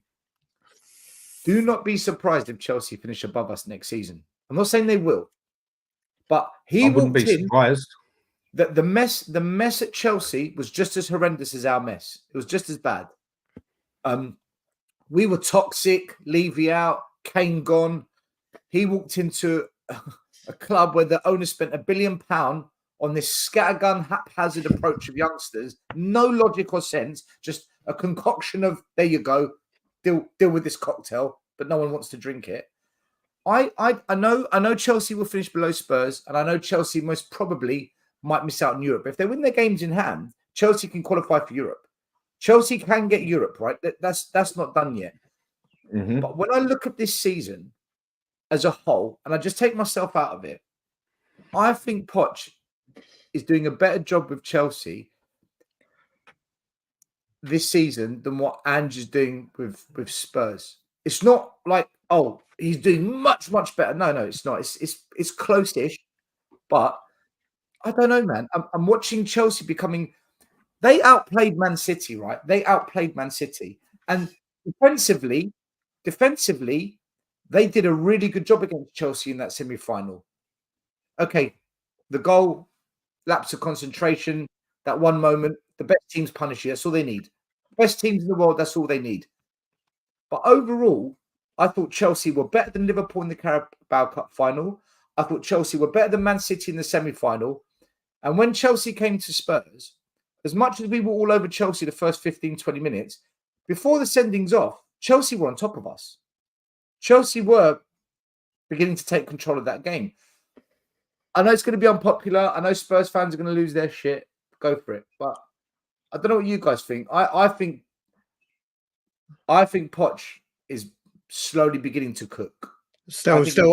I'll expand on what you're saying. What I think with Poch and Chelsea is I think and there's a lot of this coming. They can't score goals. If this summer Poch is allowed to do what he did at Spurs and get rid of the bad eggs, as we were calling them, and strip the team down to the size he wants it, and once he gets rid of the players, is allowed to bring the players in he wants, which at Chelsea he will get. If he says, I want player X, he'll get player X, not a cheap imitation, not whatever. If he says, I want X, Y, Z, he'll get X, Y, and Z. But if Pochettino is allowed to strip that club down to what he wants and then bring in who he wants, Chelsea will fly next season. Chelsea will absolutely. But again, it's if he needs a striker. He needs a good finisher. Cole Palmer and a striker cause damage. Mate, I hope they give Jack a contract extension. I hope they give contract. Give him the freedom of the city. Give him the freedom of the city. Give him an OBE. He's right up there with Drogba, Zola, and Lampard and Terry as one of the Chelsea. He is. I tell you, he is horrific. He's worse than Werner, mate. Mate, he reminds me. Still, you remember back in the day, Stephen Slade? Oh my God. We're talking Rory Allen. We're talking Paul McVeigh. We're talking. He is horrific. Helder Postigo. Right. Yeah. I'd rather. The point I want to get to on here. What Paul Abraham has said. It's funny to hear all these fans saying better players will change this system. We are letting in too many unnecessarily goals because of the system. Now, this is a point I've been making. I still think that, we could tighten it up a little bit. But with this style of play, I don't care if you've got the best defence the planet has ever seen. Playing this style of play, you are going to concede goals. One way or another. Goals are going to come at you. And we would still concede, even if we get our DM and get other things sorted out, we will still be conceding too many goals to even look at something like winning the league, which to me is just, it's not even in, there's no light at the end of the tunnel there. But just for example, I just think this system itself, the Premiership is too good for it. You cannot play this same way against every team. And this seems to be a debate that I have with a lot of people. I agree with what Paul said here, that even if we do get some quality players in there for them positions, we might tighten it up, but we are still going to concede way too many goals over a season. I just think this is where he needs to adapt. And certain games, he needs to sit back more or cover certain players or do certain things, not just the same way all the time. I thought this was meant to be his year of experimentation. And I don't see much of it. Pep Guardiola could not win in Europe, right, with Man City. And he got to the Champions League final and got stung by Chelsea, right, on the counter. Because he screwed that up by not playing, in the middle, wasn't it? Yeah, he picked the wrong holding mid. But what Pep did was he learned that teams were now realising the way you beat City is hit them on the counter. Get in behind the space behind. So go watch what Pep did the following season. When he could see a team was set up to play counter-attack, he dropped the holding mid.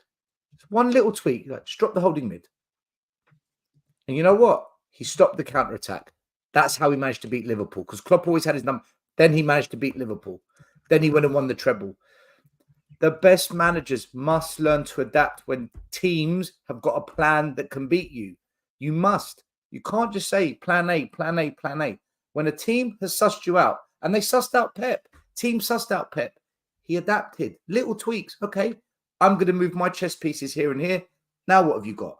Nothing. Good. We'll win the game. Thank you very much. Whereas us, no. Keep the chess pieces exactly where they are. Don't change anything. Don't move.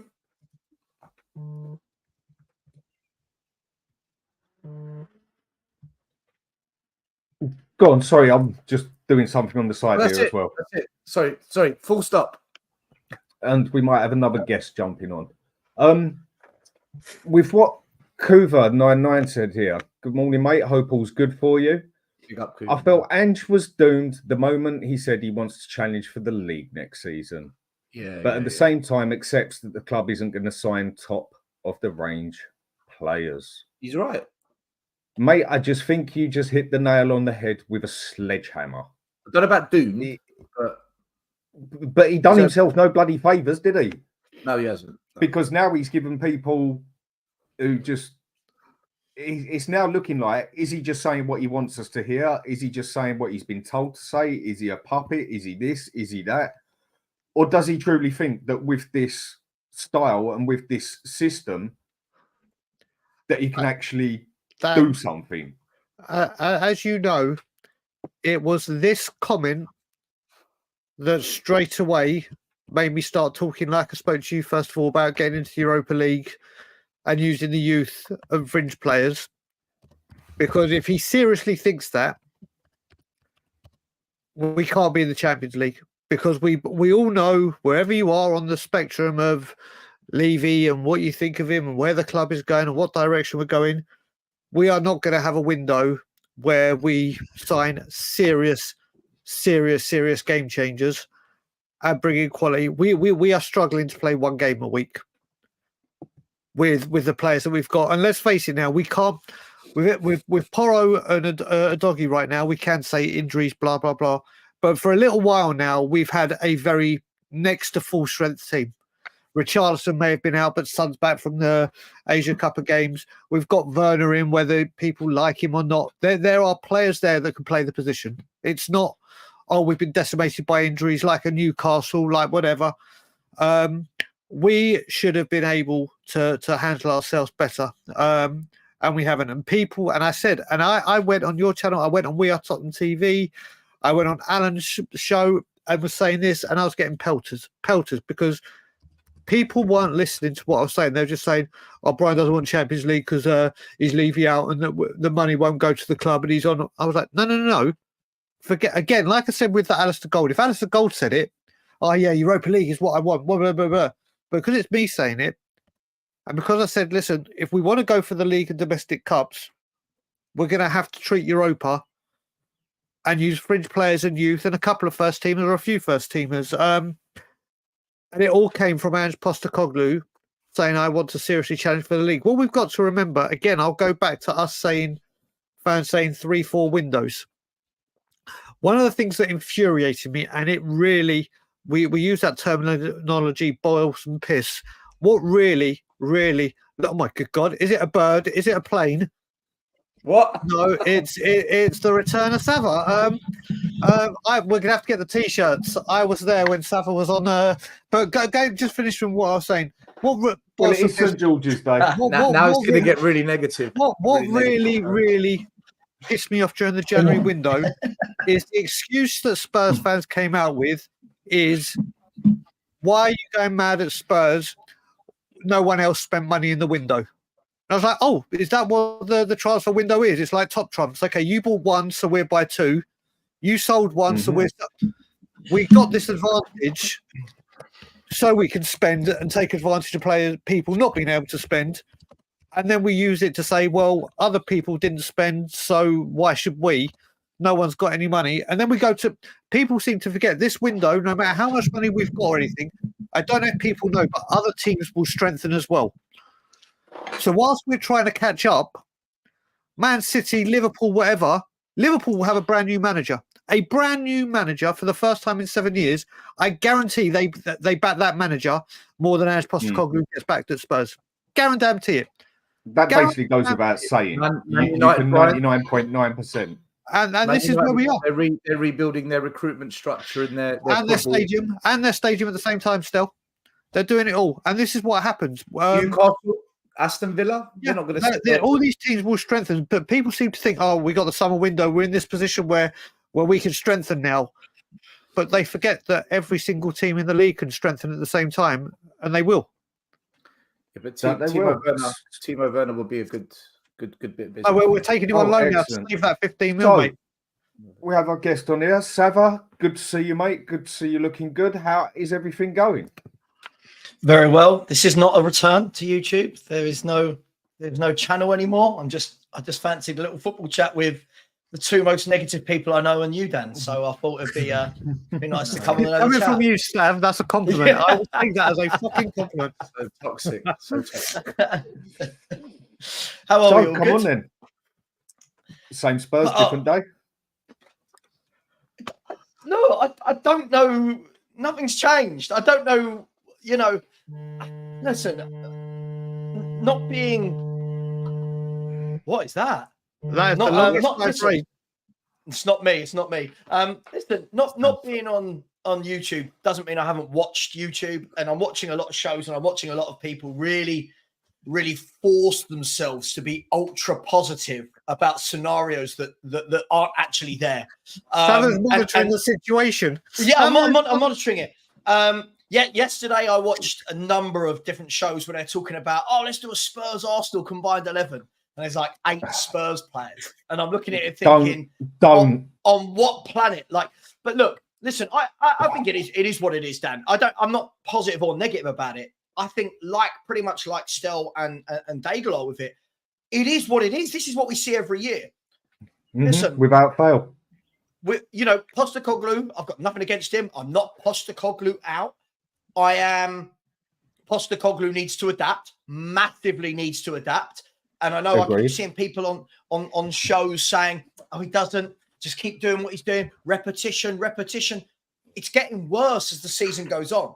We're getting worse defensively as the season goes on. So clearly, repetition isn't the key. He's got to adapt something. But look, I've got nothing against him. I've got nothing against most of the players. They are what they are. If you buy players like Brennan Johnson, if you buy Timo Werner, if you buy these players, you know what you're going to get. I don't expect more. So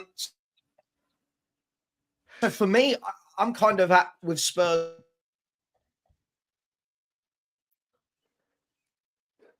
Oh, I think you've blocked out a bit there, mate.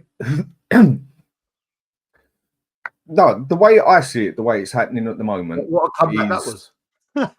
Still near your house. I think you might need to jump off. There it goes. No, carry on. You're back on. Just quickly, just quickly was saying, listen, for me, at the beginning of the season, I thought we'd finish 5th or 6th. Nothing I saw in the summer transfer window changed my mind. Nothing I saw in the January window transfer changed my mind. Nothing I've seen from any of these players has changed my mind. We are a 5th, 6th place team. If we get 4th, great. We'll get 4th and then won't do anything with our Champions League status in the transfer market. We are what we are. I don't think that's negative or positive. I think we are a team that if we finish 4th, that is our ceiling. That is our champion. That is our league win, finishing 4th. We won't get any better until we start buying proper footballers. Yeah, we've got to stop telling the world that the Bentancurs are brilliant. We've got to stop telling the world that Timo Werner's good enough. We've got to stop telling the world that Son is what Son used to be. He's not anymore. We've got to stop telling the world that Christian Romero's this world-class centre-half, that Udogie's the best left-back in the league.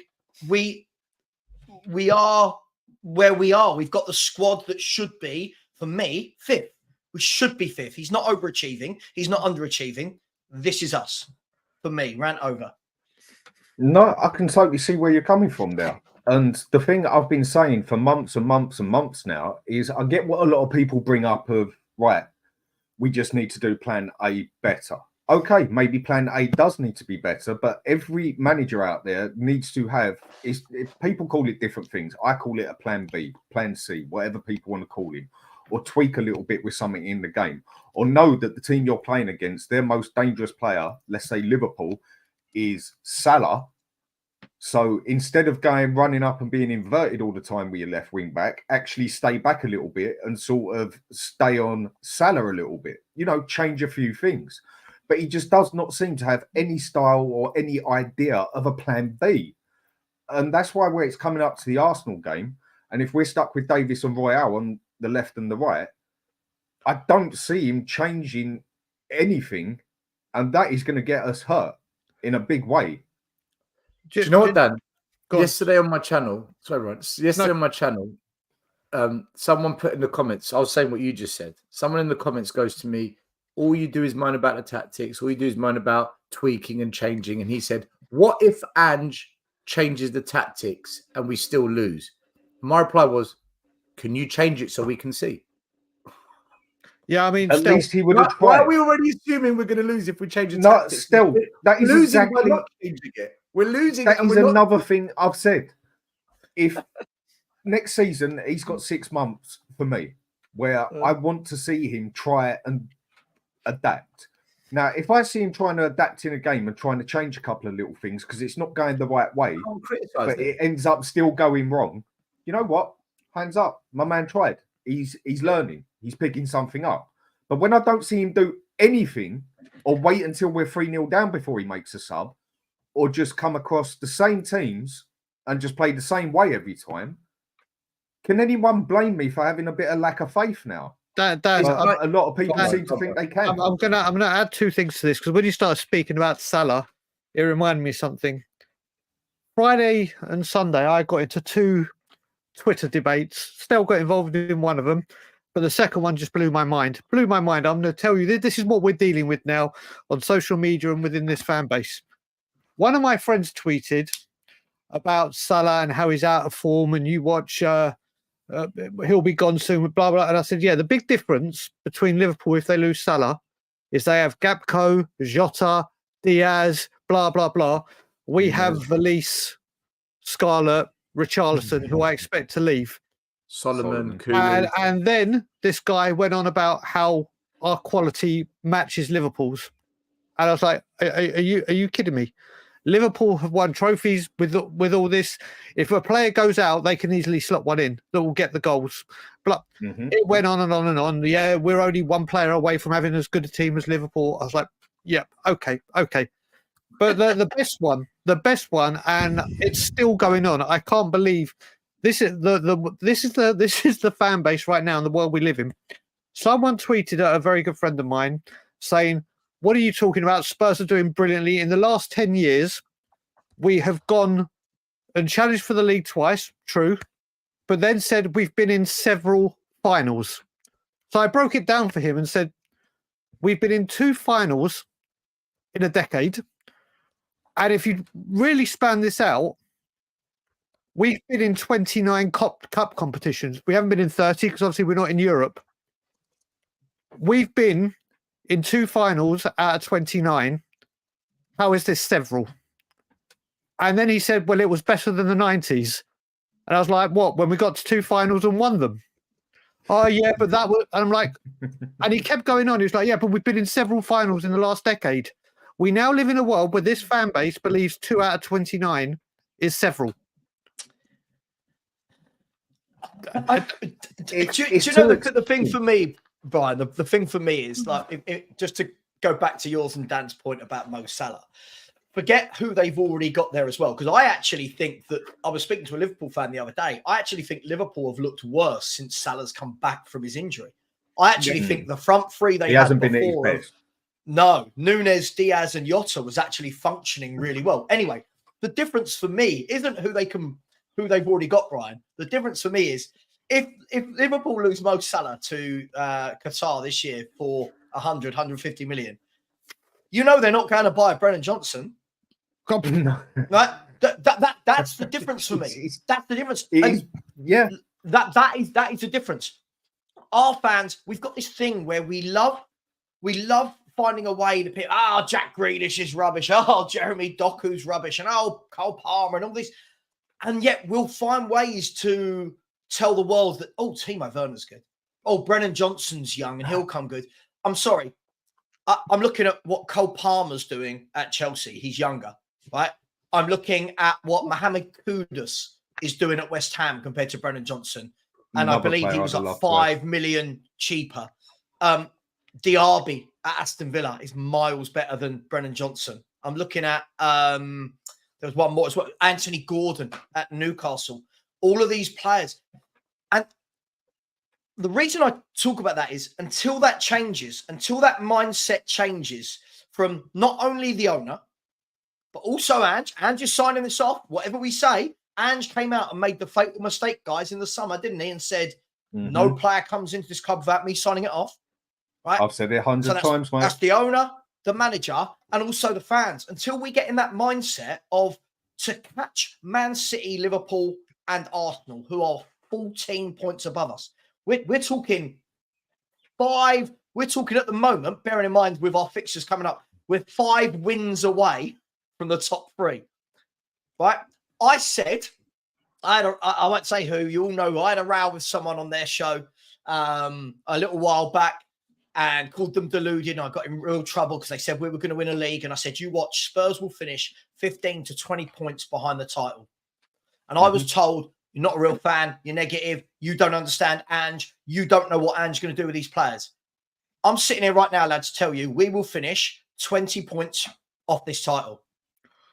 Easy. And if we finish 20 points off this title, yeah, I'm going to be sitting there justified, like Stel will be, like Bright, like you will be, Dan, like others will be, going, this is what happens if you buy average footballers. Yeah? People have got to stop pretending. I've seen it in the chat just now. Someone was responding to Kuva. Ange will change Levy. Ange is a winner. Ange doesn't need superstars. If Conte can't change Levy and getting right, no one's going to do it. This not isn't happening. The Scottish League. No offence to the Scottish League, but most managers will rock up, take over Celtic, and either win it or be within 2 points of winning it. Mm-hmm. Yeah? We're Tottenham Hotspur. At the moment, we've currently got the big 3 to overtake, plus an Aston Villa team who at the beginning of the season, everyone told me I was a mug for saying how Aston Villa, for me, can get better footballers than us, have a better manager than us, and will finish above us. Again, that was one me and you had a debate on that, and I ended up going halfway with it. I still don't think that Aston Villa are bigger than us, but they're definitely looking better. Well, for me, they attract better players than us. That's the difference. They attract better footballers than us. They've got a better chairman. They've got a better chairman. Look, Still, Gillingham have got a better chairman.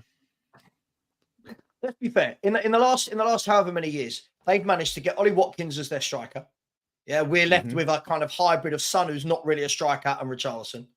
They've managed to get Douglas Luiz in midfield, who's better than any of our central midfielders. Very. I'm going to say it. People are going to hate me.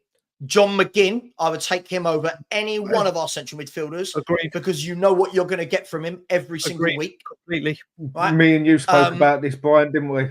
Yep. Leon Bailey and Diaby are better than any of our wingers. Right? Are their goalkeepers better than our goalkeeper? Listen, it's a World Cup winning goalkeeper that turns up in big games.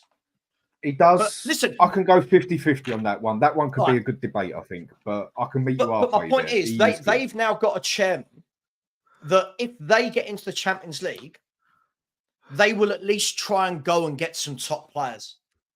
We have got a chairman that we get into the Champions League and we're buying Brennan Johnsons, Kulusevskis, right? We're buying these types of players. And Dan, that's fine. Can you share the screen I'm going to put up? I want to show something regarding to what Savva just quickly on that, or just a very quick comment on what Savva says as well. The thing that I think we've got is, like Harry Redknapp right now, I think Ange Postecoglou could probably attract a hell of a lot of players to come and play for him because of how he's perceived, how we've seen him in training. It's just whether we will pay the money for these players. I think a lot of people will come across. I think a lot of players I don't think he's got that pedigree. I don't think he's got that pedigree. I think they would have. I think he hasn't got the same attraction as, say, a Conte or a Klopp or whatever else. But look at Redknapp. His style of play might attract a certain. That's what I'm saying. He's to play that way. That's the only way I can see that. What style of play? Can I? Sorry, I've got. Listen, I haven't talked for months, so I need to say what you wish, mate. Say what you wish. What style of play? I keep hearing that the style of play has changed. I'm watching Spurs at the moment, and I ask you this question all the time. Still, I always say to you, if you were managing a team that were playing in the Premier League, right, and your game at the weekend is Tottenham Hotspur. Be honest with me, guys. Are you not telling me you are looking forward to playing that game? Are you telling me you don't know what you're telling your team in training all week? How to get behind? It's already on blueprints of what to do. They know how to play us just like that. And I think a striker, an attacking player, would like Ange's style of play. But anyone with any sort of defence mind Surely they don't enjoy this. Surely not. Van der Ven has done more work probably this season than he's done in all his years from the age of about 10 growing up as a defender. He's covering. I'll say it time and time again. I love Van der Ven, by the way. I think he's awesome. But he is covering for some shambolic tactics. He is every time you watch Spurs get out of a hole, it's purely because Van der Ven is quick. Sorry, I just guys, just before you carry on, I need to drop off. I need to go have a lay down. So I am going to go. Guys, it's always a pleasure. Savva, it's great to see you, buddy. Stel, we'll speak soon. It's always a pleasure. Dan, always a pleasure. Everyone in the good chat, to have you on, mate. Everyone in the chat, have a great day. Haven't done this for a few days, so it's always going to be good. Let me just warm it up. And as always, Levy out. Take care of yourself, mate. Right, so Stel, this is what you wanted me to bring up on here. Yeah, so in relation to what Savva said, if you look at the top 5 Premier League teams by attacking value, we've spent the least and we've got the most players, and we're the worst. We've got the worst. We've scored the least out of the top 5. We've spent the least and we've got the worst. And out of those players there, 50% of them were signed under Ange. So questions do need to be asked about the recruitment as a club, the recruitment under Ange when it comes to attacking players. This notion that, we've got the money, FFP stadium, look, we're spending big. And also, when you hear fans jumping on this bandwagon of Ange doesn't need superstars, what planet are you on? We're up against, look at these names, Grealish, Haaland, Salah, Jota, Trossard, Martinelli, Saka, Watkins, Bailey. Who do you think we're competing against? Like, Still, this is it. Still, this is it. I get what you're saying, mate. I get what you're saying. He doesn't need top players. It's like, no offense, this isn't Celtic. This isn't Celtic. You can't go and pluck players from an unknown league that will come in and rip up this league. Yeah, right? yeah. Very rarely will you get a Riyad Mahrez type. Very rarely will you get that type of scouting where a player comes in and automatically you go, wow. You might get 1 out of 4 or 5 if you're lucky. Right. But I'm still watching these shows. I saw a poll the other day. I sent it to you. So, and I think there was over 800 votes. And it was, what would you want to do with Timo Werner in the summer? Send him back, loan him again, buy him outright. And over 65% added up was either loan him or buy him again. And I sit there and I think, cool. If we've got a fan base that want to buy a Timo Werner or have him in the team, then don't expect to go nowhere. Don't then start talking to me about challenging the top 3. Right? This isn't just about Werner. You've got Valise, who's just signed, right? Solomon, who's just signed. Richarlison, who's only been there 2 years, right? You've got Son, he ain't going anywhere. You've got Kulusevski, who's only just signed on a permanent. Johnson, like, these players aren't going anywhere anytime soon. So how does that attack get better if the one space you've got is then going to be used on Timo Werner? It's madness. And I like to think I'm not being negative. This is just Stel just showed you. Stel showed you. Man City dropped Haaland for a game. Oh, there goes World Cup winning 4 goals in the World Cup, Julian Alvarez. Right? Oh, Doku's not playing this week. Oh, Grealish will play. Oh, Silva's not playing. Foden will play. And fans think that Ange doesn't need players of a higher caliber to compete with that. And it's the other point of blows it my where mind. Ange, like what you said, and Stel said it, and I've said it, where Ange was the one who stated any player that comes into this club is because I want them. They are in this team through my choice. Right. And then people are saying to me that I have on the chat and everything, you don't know nothing, you're not a manager, whatever. Okay, that's fine by me. Yeah, maybe my manager does need to come on YouTube and take some opinions if he cannot work out that Timo Werner is not good enough. Dan, we are the 6th team in the league for goals scored. The top 3 are ahead of us. Newcastle, who are below us, they're ahead of us. Villa are ahead of us. When people say to me, oh, but, if we could just take our chances, how?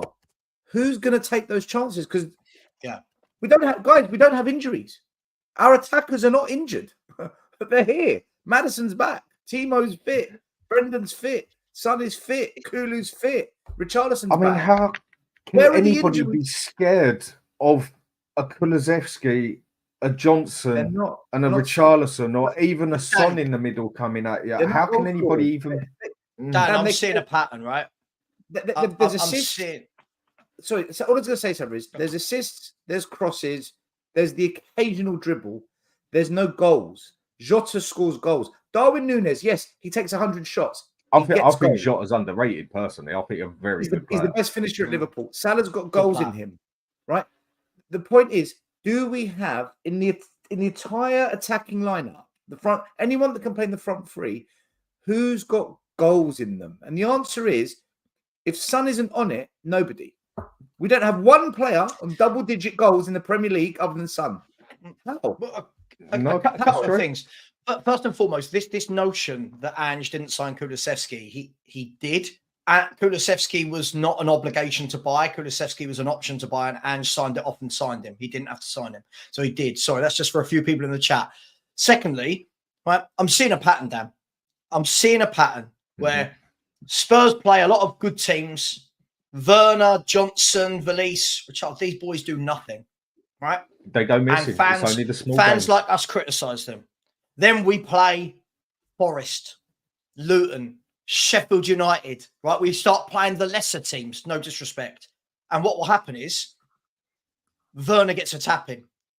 Brennan Johnson gets tapping, and then people start coming. I've seen it, start going, and just think Savva and Stel wanted these two out of the team. You're thinking, that's great, but you don't win the league. You don't finish above those teams by only beating Forest and Luton. Yeah? Watch when these boys play the big teams. They do absolutely nothing. That is something that Stel's been saying for ages. How many times have you come up with those stats, Stel, that against the big teams? Yeah, they don't show their faces. And they don't. Kuva, how you doing, mate? I can bring up the table right now of what Brennan Go for it, mate. Timo Werner. I'll let Kuva say his hellos and. No. That's just this on a roll at the moment. Go for it. Well, it's going to take me a minute just to find the spreadsheet. It's just this is natural, right? And unfortunately, look, as I said, I'm not an Ange out person. Look, Kuva, you and I talk, and it's still me. Neither am I. I'm not Ange out. I've got to stop hearing this hyperbole about Ange and about this new Spurs when I see us going into transfer windows, buying Timo Werner's. We've bought in Dragusin. You think Dragusin, sorry, is pronounced. Dragusin was signed and everyone was going, see, we're now beating clubs like Bayern Munich to signings. And the guy has started one game in 4.5 months. Right? You think this is what we do, man. Like this is what we do. We'll do it again in the summer. You all know it. We'll buy 2 really good players of the kind of Van der Ven ilk. We'll buy 2 that are hit and miss. We'll buy 2 that are rubbish, right? Because they're cheap. And then we'll buy 2 that are kids. And what we'll do is every one of those young players that we buy, our fans will pretend they've seen 15, 16 games of them live in the Norwegian or Swedish league and start telling us they're Lionel Messi. The average players we buy, they'll start going, but Ange can get the best out of them. You know, the best players that we buy will start saying, but maybe they're better than Phil Foden and Erling Haaland. It's what we do, rinse, repeat, and it's why nothing's changed. Nothing's changed for me. Nothing's changed. No, even down to the point to the way we play, where we seem to only get 45 minutes out of the 90 minutes if we're lucky.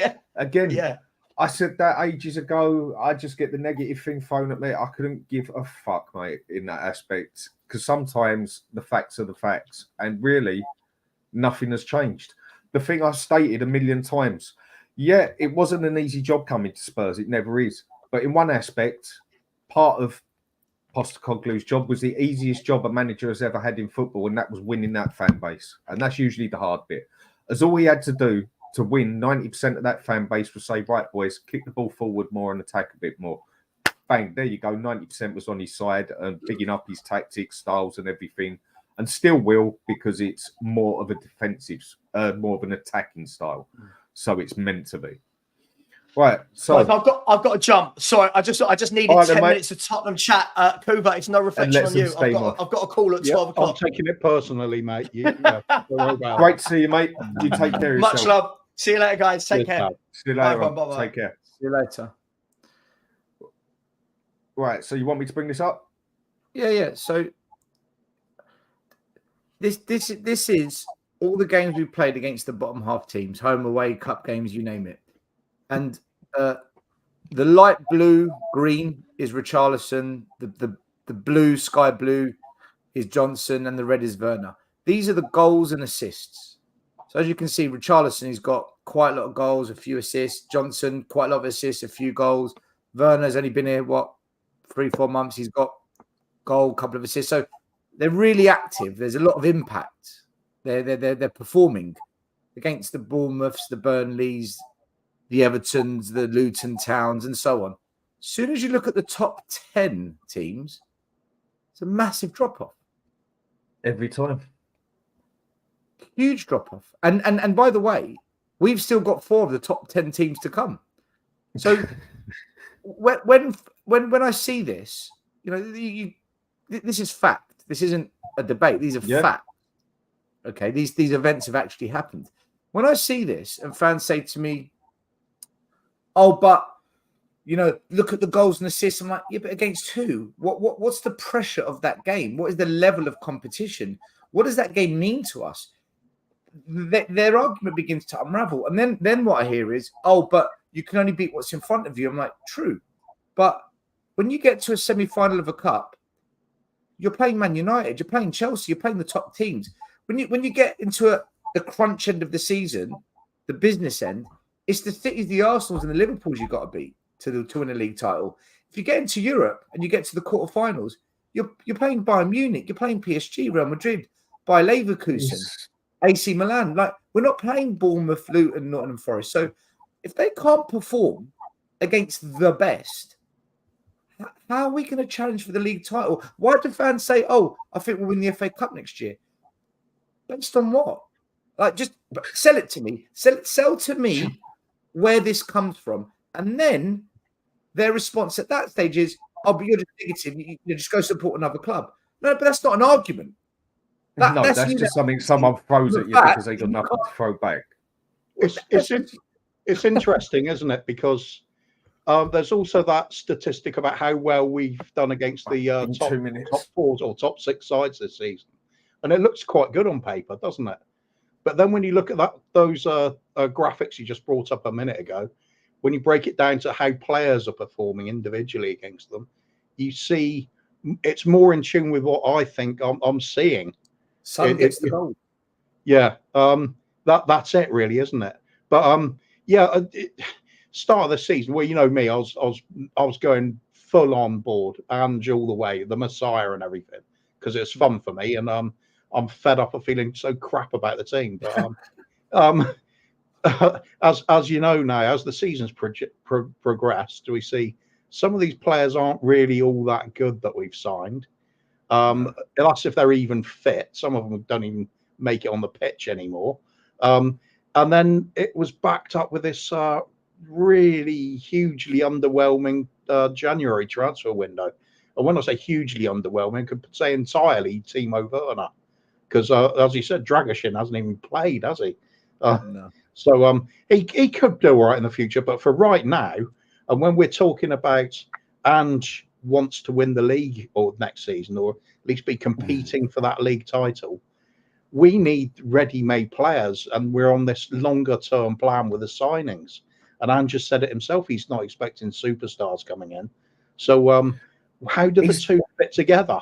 It makes no sense. He's already accepted, basically, that he's going to accept quantity over quality. Yeah, if it's right on what he said, if that is right on what I've read, and then you look at that. Also, the statistics about the good one brought up as well, by the way, the cost of the forward lines in the clubs, and you look at ours, and it costs less and it's spread out over more players. That's exactly what we've been saying, isn't it? Quantity over quality. Yeah. So it's there. It's absolutely crystal clear on paper there in front of you what's been happening. Ties in with what a lot of us are saying, and it fits in with the results as well. We've got run-of-the-mill kind of results, but we're a better than average side. So finishing 5th, 6th, 7th, that's about right for this season. But we're going to be miles off that top 3. And to think we're going to bridge the gap by next season by only buying quantity to pad out the squad again. This is what I'm expecting to see. If we go, I saw somewhere, it might have even been Romero or something saying about there could be a 200 to 250 million pound budget, transfer budget. I'll drop dead if that's going to happen. I believe it. I believe it when I see it. Thing is, with Romero, he's still wrong more times than he's right, isn't he? So as with all ITKs. But anyway, even if we did have that budget, the only chance I see of us going anywhere next season, anywhere near that top 3, is if we go out and sign 3 really great players and boost that first 11 up massively. For me, centre forward, a winger, and a midfielder. And then you're just going to have to try and wing it the rest of the season. Hope you don't get injuries to the wing backs again. It's going to take a big turnaround. If we go out and spend that money, and even if it is 250 mil, and supposing we spend it on, say, 8 players, yeah, great. The squad's been improved. Maybe it has a little bit, but improved to what? The first 11 still isn't going to be good enough to crack that top 3. So I think I'll just see the end is in sight now already. I hate to say it because I love Ange. I love the style of football we could bring to the club. I just don't see how this club's going to provide the players he needs to do it. People say, it's going to be a tactical change. He's going to make tweaks in here and there. I hear all that, and I can't argue against it because there's no proof one way or another. It's a sort of leap of faith with Ange. It was at the start of the season. We don't know whether he always is with every manager, isn't it? Yeah. So for me, I just don't see it happening anymore. I've lost my faith in this little project. It's that's going some. It really is because I know what I've always said. I insist on stylish football and winning. I've got to have both of them. Otherwise, it just isn't good enough. Now I'm seeing us win. Kuva, you know what you just said there, right? So I've become disengaged from it all as well recently, and my reason is this: it's this conversation that we're going in the right direction. This is why I keep, we're going in the right direction, and then I actually thought about this. I said, okay, is the football better compared to Conte? Yes, but compared to Redknapp, Poch, no, it's not. Not in my opinion. I think the football I saw under them was far better. We have moments, little patchy periods. So for me, that's a no. I mean, but then are we going in the right direction for trophies? We crashed out of every competition in round 1. No, we're not. Are we challenging for a league title? No, but I didn't expect that. So, but then I can't say we're going in the right direction because we're not challenging. The only reason people are saying the right direction is because we're in 5th, not 8th. But this is my point though. We'll be there soon. Are we challenging for a top 4 place? Yes. Have I seen that before? Every season for 10 years, I've seen us do that. So when I compare this to the last 10 years, nothing has changed for me. I'm going to go back to Harry Redknapp. He was manager in 2010. He got us Champions League football. He got us top 4. We have not moved from then. In my view, we have not moved from what we did then. No. And it's now 14 years later. So when fans are saying to me, are we going in the right direction? I've actually realised we're not. But we're not going forwards, in my view. But I don't think we're going backwards. I just think this is it. So I can't say we're going in the right direction because we're not going in any direction. We're just stationary. We're not. It's just looking so much better at the moment. Because we're in 5th, and that's how people are seeing it. And we're not. We're no better. That didn't look good to me. That didn't look better. Yeah, the difference that Ange has made is just the shift. It's a lateral shift, isn't it? From playing mostly in our own half to playing mostly in the opponent's half. And that's all we can really nothing for it. because it's being played badly. There's no doubt about it. We've been awful in games. So I'm kind of with Brian on this point. It's sort of last throw of the dice for me in the summer. If I don't see these sort of players coming in where I think, wow, that's a real game changer for us in the team. Exactly. If I don't see a few of those sort of players, what's the point? What are we going to be doing? We're going to be struggling to maintain what we're doing at the moment. I should say I've lost faith in it. It's just unbelievable. Signing Werner. What got asked? Werner. That's the thing that they have to do. For me, when I got asked, what does it really need for you to take Spurs serious? For me, it's when we go and buy 4 quality players. No, don't have to be world-class superstars, what people want to call them, but 4 quality players who can go bang, bang, bang, take those 3 positions there and then. Then I can start taking things serious. So I just want to ask, as soon as we've been asked a question, is this team Ange fielded against Fulham in the League Cup better than the Coventry team that played Man U the other day? Or is it just the attitude of the players that is wrong? Hold on. Man U are a mess. Man U are an absolute joke. They are losing to everyone. They struggled to hold on to a lead in the 97th minute against Brentford. They struggled they're lucky they got a draw against Bournemouth. Spurs this season at Old Trafford dominated the game of football. We didn't win it. Dominated. I haven't seen Spurs impose themselves at Old Trafford like that in 30, 40 years. We went there and did that to them. I get what Sammy's saying, right? Big up Sammy and the boys, Harrison and co. But you make a good point. Man United have got better players than Coventry, 100%. So questions do need to be asked of Ten Hag. He's got a point. But I just feel Man United as a whole, the Glazers, the fans, the certain players in that club, it's a toxic club, man. Man U now are kind of what we were last season. Yeah. I can go with that. Yeah. I agree. They're a mess of a club at the moment. More work needed to do there than there is at our club, I'd say, because their history suggests they should have higher expectations than we do. They've got a lot more to live up to than we have. Exactly. A lot more to live up to. I was just going to finish off quickly before Deterx gets in on it. That's fine, mate. About the idea of are we progressing? I would have said before Christmas, I felt like we were. Yeah. I thought we've had the promising little signings made in the summer, not all of them, but I saw what was happening with the academy, scrapping the wage cap, and they're finally going to be getting to play like the right the way through the club, playing like the first team does. I thought this is all good moves.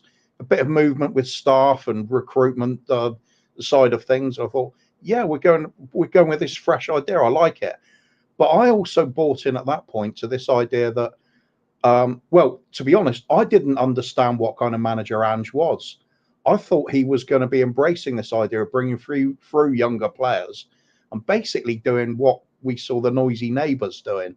Getting these players under the age of 25, develop them as they're playing, into these hopefully Champions League level players and possibly superstars. But then January happened and that just evaporated immediately. Then I knew we're not doing this at all. We're still stuffing, mediocre players in to fill the squad out. It's gone. It just went instantly there. I've got very little hope for the club in the future, but the summer's the last straw. And I've been on the show with Stel before and said the same thing. If this is just the usual thing happens in the summer or coming next Christmas and you see Ange sacked because he's basically been fed a lot of mediocrity when he needs a lot better than that, I'm done with this team. I'm done with talking about it anyway. I don't want to be on streams then next season. I'm just going to concentrate on city stuff or a different topic altogether. Why waste my time? It's like it's getting longer and longer to watch matches nowadays, isn't it? It used to be like sort of hour and a half of game time and 10 minutes half time, and you're off home early. Now you're there 2.5 hours. I'm more scared with his defence now than I was when Conte had the defence, and his defence was shocking. I'm actually more scared with this defence, and that's saying some. Right, Deterx, how we doing, mate? Good to see you. Well, some of you. I'm good. I hope everyone's doing well. Missed you guys, and we're about to get pumped this Sunday. Okay, come on then. Give us your opinion on the whole, mate. We're listening. Sorry. So my opinion for this Sunday, I know we're about to see Ben Davies and Emerson Royale at fullback.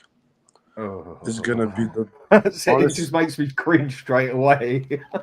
Imagine seeing Ben Davies and Emerson Royale at attacking mid-plane inverted fullbacks. It's pathetic. Just hearing the idea, but I think it can work. Are you saying there could be something wrong with seeing Emerson Royale trying to set up Timo Werner? Apart from the fact that he has a panic attack as soon as he looks at the halfway line, let alone gets to it. That's poetry, that. But just the fact that they're about to take Madison's position, it's just pathetic. Where are we gonna get the creativity? I have no clue. But I know this manager is a calm man. I know he's gonna do the worst thing and not go for the win. If I was him, I would play a three center back and contain Saka and Martinelli. But he always makes the wrong decisions, so I just lost hope. I know this project or process or whatever you want to call it is not going to work long term. We're going to sign Timo Werner, not buy the right players for this manager, so what is the point? Honestly. I can agree with you on that one, mate. I can agree because, again, it's back to that Timo Werner thing for me, that if we get Timo... Now, you know what? Getting him in January, I could accept. Because, like I've said to everyone, he's a poor man's Son. He plays exactly how Son plays. It's just he can't do what he's meant to do, and that's finish the bloody ball. But I could see why we got him there as a gap filler, basically. I don't see it. I could see why we did, and I was like, okay, I can dig with that until the end of the season if there was no one else to fill a space. If he's just there to cover that bit, why we had no one there, I could take that one. But if we go and buy this prick at the end of the season, and it is Ange who has stated, I picked these players, I've lost a big lump of faith. The lack of faith that I already had left. Yeah, but the fact that you were okay that we loaned him out with an option to buy just tells me like we're gonna buy him for 15 mil. If it was an option to buy for 50, if it was 50 million, I would say I know we're not gonna buy him. Like it's just like an option. But 15 mil loan. It's got Spurs written all over it, isn't it? Yeah, it's got Levy written all over it. And since he was at Leipzig, Spurs always wanted him, but just couldn't afford his wages and the transfer fee. So you can tell like that's a typical Spurs sign-in. You have the option to buy. I do not understand who in this football club looks at this and really thinks this is a good idea. But the fact that Ange is okay with it, that's the problem. If he is okay with this, then he is part of the problem. Let's be honest. We had this conversation a couple of weeks ago. Well, last month on quite a few of our channels. We said, "Is Ange a yes man?" Right, and it was an argument, and it's still an argument now. It's still an argument. I still get people coming in my comments saying, "You'll see Ange if he's not scared to walk, and if need be." He'll tell them straight he ain't going to put up with this. And my response has always been, yeah, but that's what we heard about Jose and Conte. Conte's the only one that's actually said, nah, fuck this. Imagine. The rest of all accepted it. So I don't think Ange is a yes man, but when I watch him and the things that he says, it makes me believe that maybe he is. Imagine Surely every manager's going to be a yes man to some extent. No, he wouldn't get the job in the first place otherwise. No, I disagree, Kuva. I completely disagree. If it was Conte right now, and you tell him you're going to sign Timo Werner, I swear to God, he would treat him like Danjuma. He would never play. Well, he accepted Spence, didn't he? He accepted. But did he play Spence? If he were, yeah, but how would the likes of Conte sign a contract in the first place if he didn't agree with what he was offered? Okay, let me rephrase this. Forget yes, man. Breaking point. What is your breaking point of right? This is wrong. What you're doing here. You're not listening to me. You're doing your way too much, and I'm having to accept it just to appease the media and keep calm at the club. Right? I Conte's breaking point was like, right, done. I've been here 6 months. I've seen it done. Poch, 5 years on, he got to that breaking point. What's Ange's breaking point where he says, you know what, even I don't agree but with he's this. never gonna get a breaking point because this is his first top managerial job. Yeah, but he doesn't want to be sacked in that job, Deterx. Yeah, but he doesn't want to leave and give a bad reputation like. Yeah, but then he becomes like Graham Potter. He gets that big job. Now no one wants to touch him after Chelsea. No, but you see, Potter, at least he had Brighton. This is his only big job he's ever going to have. He never managed in a top 5 league in his life. When it doesn't work at Spurs, because I think quite a few of us are pretty sure it's not going to, who's going to come for him next? I don't know. He might get another Premiership job. Who knows? But this is his first big job, really. It could work at Spurs. It could. But what we're saying is we need to see. He's not going to get the players. But even if he gets... Hold on. There's two things that we want to see to be brought back on board, right? There's two things we want to see. One is that he can adapt in certain games, just whether it's 15, 10 minutes, a whole half, a whole game, whatever, just he can adapt in games to give us confidence that, you know what, you can manage the tactics of an opposition who specifically come to play a certain way because it's Tottenham, right? So that's the first thing. The second thing is we want to see that the board backs him with quality players, but because he said, I have the final say, he's put that rod for his back, he's going to be put under pressure if players come in that are of a level that aren't good, like Timo. Well, you've accepted this. So they're the two things we want to see change, right? Is that fair to say? Yeah, I could go with that. Yeah, absolutely. Right. So Deterx. Yeah. So, shouldn't we wait till the summer then to find out? Because that's the only way we're going to know. Brother, I have 22 years of evidence. You know damn well it's not gonna change. I have 20 years. Yeah, no. I agree with you. I don't think it's going to change. But what I'm saying is, don't we have to wait for the summer to get confirmation, though, if we're right? I don't need confirmation. You can give me like a ball and I'll be like a magician. I know what's going to happen. It's basically just waiting for the facts, isn't it? And it's waiting for the January. facts. And we do live in hope. Perfect example of the evidence. We signed Timo Werner on loan. Yeah, but as soon as we sign Timo in the summer, we know that's it. That's enough evidence. We don't need to do anything else. We've got that's enough. Yeah, but we haven't yet. But the point is, we haven't signed him yet. It's looking like we will, but we haven't. That's the point I'm making. Yeah, but okay. Look at the summer last year. We had Van de Ven, Vicario, and then we signed Brennan Johnson, Valise, and Solomon. What tells you that next summer is not going to be the same thing? Every summer is the same. We always sign too good, and then you're right. You're right. Everything says this summer will be the same, but my point is, until it happens, we don't know. That's the point I'm saying. We don't know. Yeah, but like then you're actually high probability chance of being right.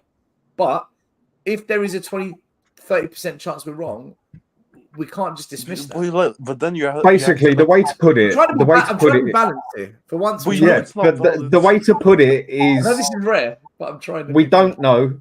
We don't know, but we're going to get to know. I think that's the way to look at that one. Because a lot of fans are saying, once Ange gets his players, he will begin to adapt. But let's say this isn't my thinking, but a lot of fans are saying, once he's got his players and a year's worth of teaching them his way, he will then begin to adapt in moments. So for me, one guy said the best thing, right? On my channel, he said, really, the truth is this: we don't even know if the signings are going to be great until we see them play, right? So it's not going to be until Christmas 2024 that we know. Because by Christmas, now hear me out. By Christmas, he would have had his players in, free transfer windows, his system, and he would have had ample time to let them play, show us what they can do, and show us if he can adapt with them. Yeah. So by December, if we don't see the kind of changes we're looking for, that's a fair point to say, hold on a minute, this is bollocks. Absolute bollocks. Okay. But until Well, then, we're just these are opinions that we've got. Okay, right? let's just say like in a hypothetical, no, like in an ideal world, we buy like Man City players, like Rodri, Bernardo Silva, those top quality. Are you seriously telling me it's gonna work with 2 inverted fullbacks? With the system we play, the high line, are we gonna win trophies playing this way? And those again, players? Detrix. My answer is no. But what fans are saying is, we will only know once he's got his players. But and that is actually a fair thing that they're saying. Do I agree with it? No. But is it fair? Yes. No, it's not fair. Because we always say this, let's give him time. Levy might change. Yeah, but you're the same person that said Conte fell because he wasn't backed. Well, surely you've got to give Ange a chance to get his players. No, but you see, Conte, I can back him because I have evidence that he won trophies, that he takes seriously every trophy. Ange, I have nothing. Yeah, but there's no evidence of him doing it at this club. We know damn well we are not like other clubs. So, I mean, you go to Chelsea in a few years back and you want to be backed, you get backed. Yeah, this club, not the same. But you see, with what's his name, Conte, with the worst squad in Spurs in years, he got us top 4. Imagine you get him 5. He also lost to Sheffield United in the FA Cup. Wait. You got embarrassed by AC Milan at home and away, and we crashed out the Carabao Cup. So again, and he had Harry Kane as well. But look. I said he had the worst squad in years. If you give him 5 players, I know Damo is going to challenge for the league. Yeah, but surely Ange should be given those 5 players as well, so we can really assess him. Like, no, Detrix, by the way, I'm on your side with this. You know I'm on your side. I totally agree with you. But we gave Conte 18 months. We gave Mourinho 18 months. Surely Ange deserves at least till Christmas before we make our final. Conte never had 18 months. He deserves until Christmas for us to really size him up as how he manages Levy, how he manages players. Ample time to get enough players in over free transfer windows and to show us if he can adapt. Yeah, but that's where he needs the extra time, and he deserves the extra time. And this is why I'm only judging on what I see, same as most people. But I think a majority of people are saying, but we shall see officially as such where it goes from next season. Basically, has he adapted? Is he going to get the players he wants? If he gets the players he wants, will the system even work? I still don't think, even if he got the best players around, that it still wouldn't work, because I just feel with this system, you will just concede too many goals no matter what. But it might win us a cup. Who knows? And that is one thing that we would all take quite happily. I'll look at it this way. Currently, we're what? 10, 11 points behind the top teams, somewhere around that figure, is 14, I think. 14. Oh, 14. 15, all right, starting to creep up a bit. It's starting to creep up a bit now. But if you do what we're doing currently, but you have the likes of Bernardo Silva and Phil Foden in the team, how many of those points are you going to close? I think quite a lot of them. No, I disagree. No, Kuva's right. If we had Harry Kane, we'd be 3-4 points off the top. There's no doubt. Because the chances Timo and the chances Brendan and the chances Kulu miss, Kane puts most of those away. Okay. Right. This system of play is based on creating lots of chances and scoring. And we're not doing that. Okay. Scoring them. Conte had a worse defense and he still managed to concede less goals. We're about to concede less goals than last season. Yeah, Conte defensively, hands down, is a better manager. There's no doubt. I would and even argue that. Did we score more goals not under Conte? I'm saying under Conte, not under Mason. Just the span. How many goals did we score? Last season was a mess, Detrix. I mean, last season. No, I'm saying under way to measure anything. When we had Kulusevski and Bentancur. Let me ask you a question, Detrix. Detrix, let me ask you a question. Right, I'm not Ange out, but I am certainly Ange concerned. And I've said, if he signs Timo, I'm done. Right? That is my non-negotiable. Sign Timo in the summer, I am done. This project is the same shit I've seen the last 24 years. Can I? But I'm also prepared to say, if he doesn't sign Timo, I'll give him till Christmas, just to see if he can, if the club has actually changed and he can adapt. What I want to ask you is, why won't you give him till Christmas? Why? What is your Why can't you give this manager at least till Christmas before you make up your final mind? Because you've been Ange out for 2 months already. Because I'll give you an answer like quickly. For me, it's about like adapting a system. Can you adapt? No. Do you care about winning games? I have evidence that shows me he doesn't care. Only cares about playing one style and not giving a shit about the opposition. Not adapting. Not adapting. He never adapts. Being okay with the players that leave his sides. For example, Solomon, Brennan Johnson. So he's just another puppet, basically. Yeah. Having zero experience in the top leagues. So why should I? And I pay the highest tickets and highest prices. You don't pay anything. You live in Canada. No, but I pay the highest prices to watch Spurs every week. For me to watch this shit to watch Brennan Johnson. You need a better VPN then, mate. Yeah. So for me, like But Deterx, what if he gets certain players this summer? Okay, certain players, and then by November, December, we're actually defensively better. We're scoring more goals, and he does adapt in certain moments of games. At that point, would you not say, "Hold on, I'm going to give him a chance"? Would you do that or not? No. You still wouldn't give him a chance if that. Come on, man! You've got to give him a chance. Come on, if that happens, if what I just said happens, you still wouldn't say, "Hold on, let me just." Even if he goes on a title race, I would still be Ange out. The only way you can tell me, the only way I can eat my words and I'll be on stream and say, "I'm sorry, Ange," if he wins me a big trophy. But no one's done that at Spurs. No manager has ever done that under Levy. Nobody. But those are my conditions with Ange. Because at least you show me that you can get a top goalkeeper. It's not fucking negotiating with Russia here. Yeah. So you've literally been a manager out all the time while he supported Spurs? No, from the start, because like he never. You see the problem with Ange, he was never the top choice, but we accepted mediocrity. If he was number one choice from the start, I would say, you know what, they think that's their guy, so I'm gonna back him. But he was not even top 5.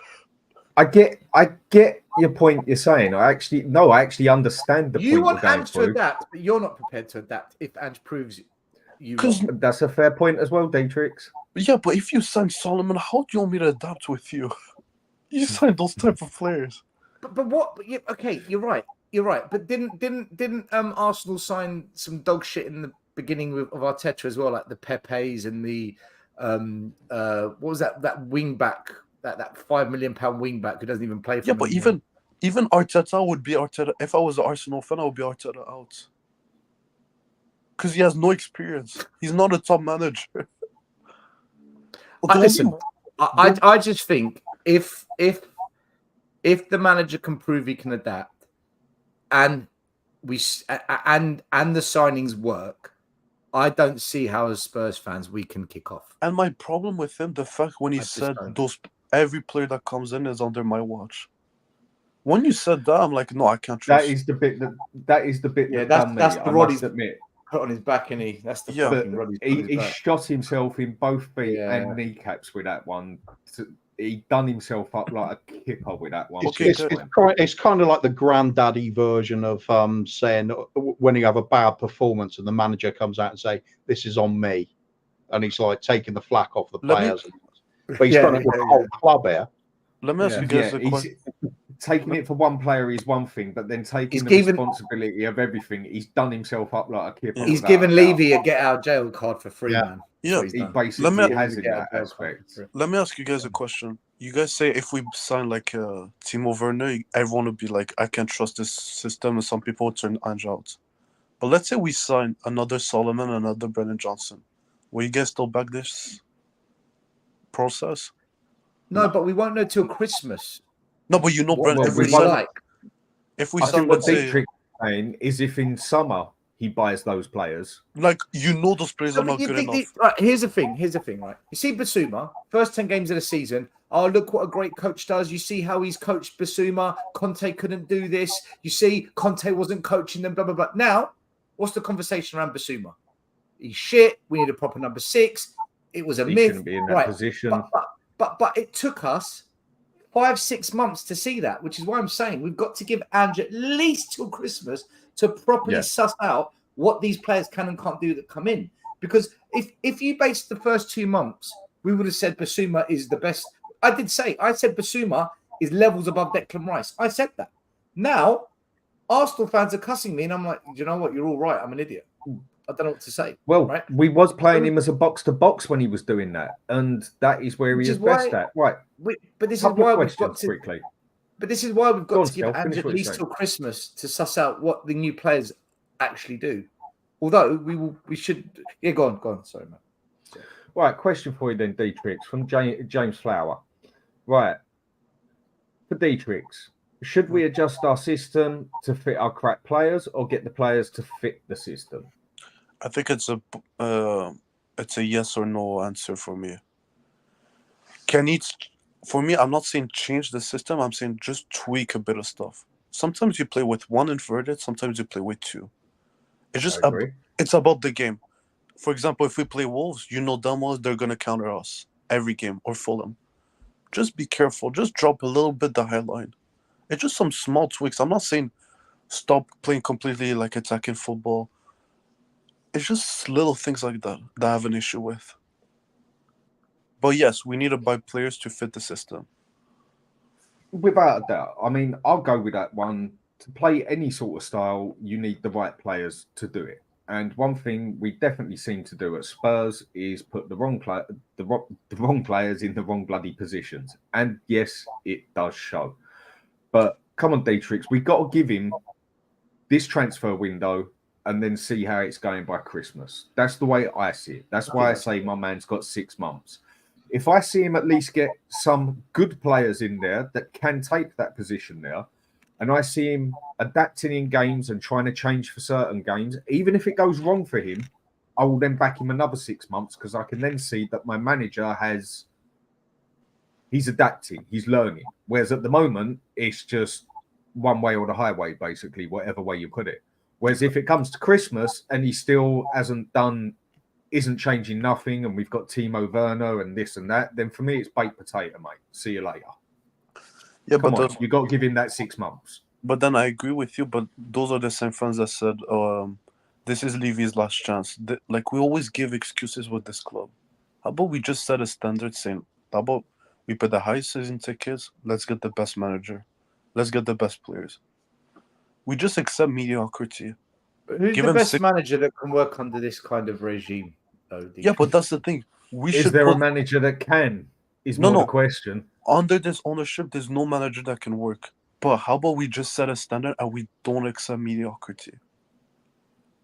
Yeah, we don't say, doesn't that start from the top?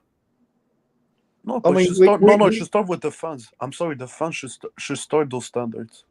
I mean, surely we had the ultimate win now manager in Mourinho, but we didn't do it then. So anything's going to be a downgrade then, isn't it?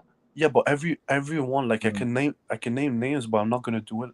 After 6 months, everyone said Mourinho out because I'm getting bored. And we were winning games. To be fair, I didn't want him in the first place, because like I said, I won't settle for just trophies. I think we've got to win trophies in style. I was happy with Mourinho. Can I read something because he can win something? Go on. Right. Tell me what these players have got in common.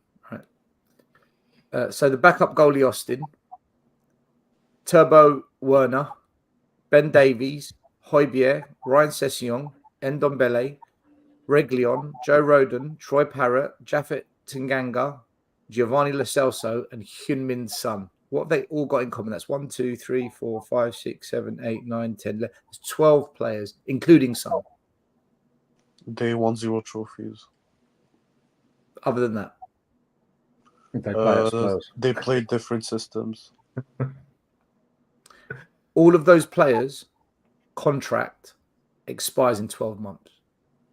Thank God.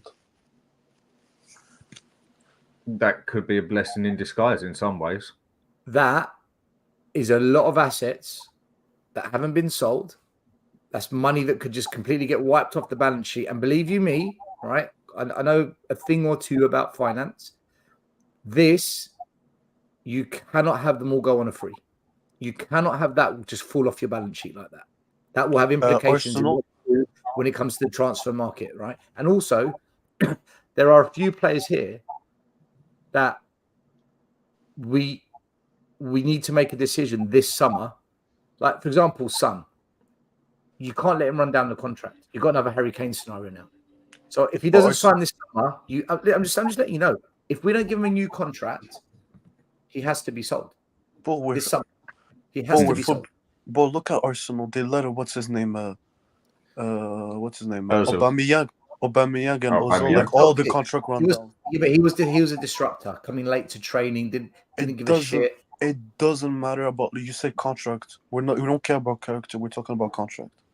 Son will get a new contract because they're going to keep him purely for the money income, basically. Same reason he's made his captain, I believe. Yeah, but he's got to want to sign. This is his last gig now. This is Son's last gig. Yeah, I would sell him personally. He's still by far the best finisher we got at the club as well. So he's too old to be on the team. Time to move on. These players, yeah, but the other thing as well, all these players, that's 12 players. 1, 2, 3, 4, 5, 6, 7 of these are still at the club, which means any replacing 7 players. That's true. Yeah, but and then there's a couple of them that are homegrown as well, aren't they? Like Skip and Austin. Davies is Welsh, that's classed as homegrown. Parrott, and homegrown. That's one thing we have to be very one thing we have to be very careful on. And as Kuva said earlier, we're allergic to bringing through academy players, despite what the club tells us, and the fact that Daniel Levy said Ange perfectly aligns with our values of academy players. It hasn't fucking come through one bit, has it? No. We've bought youngsters, we've bought Phillips, we've bought Bergvall, we've bought Valley, we've bought Voskovic. They're not academy players. We're signing. This is the problem. It is. It's a long list, it's not going to change. But these one last point I want to get to, because my wife's is claiming she wants the kitchen back soon. I just wanted to pick on it earlier, but obviously we were talking about other things and that. It's still chewing on me that who come up with this 8 Spurs players in this team of 11 if you mix it with Arsenal. I mean, I just maybe like I said to Brian, maybe some people in this world have just got a better imagination than others. But if there was to be an 11 there, what Spurs players would get in that 11?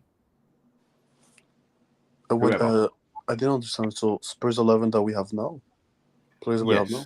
Basically, on I was on the Alan show last night on Time Added On, and someone in the chat perked up about how another channel, I don't know what one it was, had done something about basically the Arsenal 11 now and the Spurs 11 now, mixing them together, get your best 11 out of it. And that channel and whoever was on there managed to get 8 Spurs players into that 11. For me personally, I'd just love to know how. Who would get in there? The only ones I'd even consider would be Vicario, Van der Ven, Porro, maybe Son. Me, I have 5. Vicario, Porro, Son, what's his name? Romero and Van der Ven. That depends on how you want to play the game, that one, yeah? I mean, if you want to play as a right back, then Ben White is better than Porro as a right back. No, he's not. Yes, he is. Porro's but if you want a wing back, to get forward in that, then yes, Porro is my man. But if I want my man to sit back as a right back and be a right back, Ben White is better. Yeah, but right back in 2024 is attacking fullback. That's why I said it depends what system you want to play. Yeah, so for me, the best chances in that is I'd say Udogie would definitely get in there because that is Zinchenko. I think he's shit anyway. Van der Ven might stand a chance because Saliba ain't coming out of there. Not a chance in hell. Vicario maybe because I'd say he's definitely a better shot stopper, but he's definitely weaker on the corners and set pieces. And I'd say our only other one that would get in there definitely is Son because they've got Havertz and Jesus up there, whose finishing is nearly as bad as Werner and Richarlison. So that would be about the only 3 I see going in there. Saliba is crap, so how can you put him on the team? Oh, come on. Saliba is not crap. Romero smokes Saliba. He is a better player. Do you know something? I think I'd love to see them two together. Is what I would like to see as a Saliba and Romero will be the setback. worst. I think be- 4 Spurs players get into the starting 11 and 1 gets into the bench, on the bench. And who's that?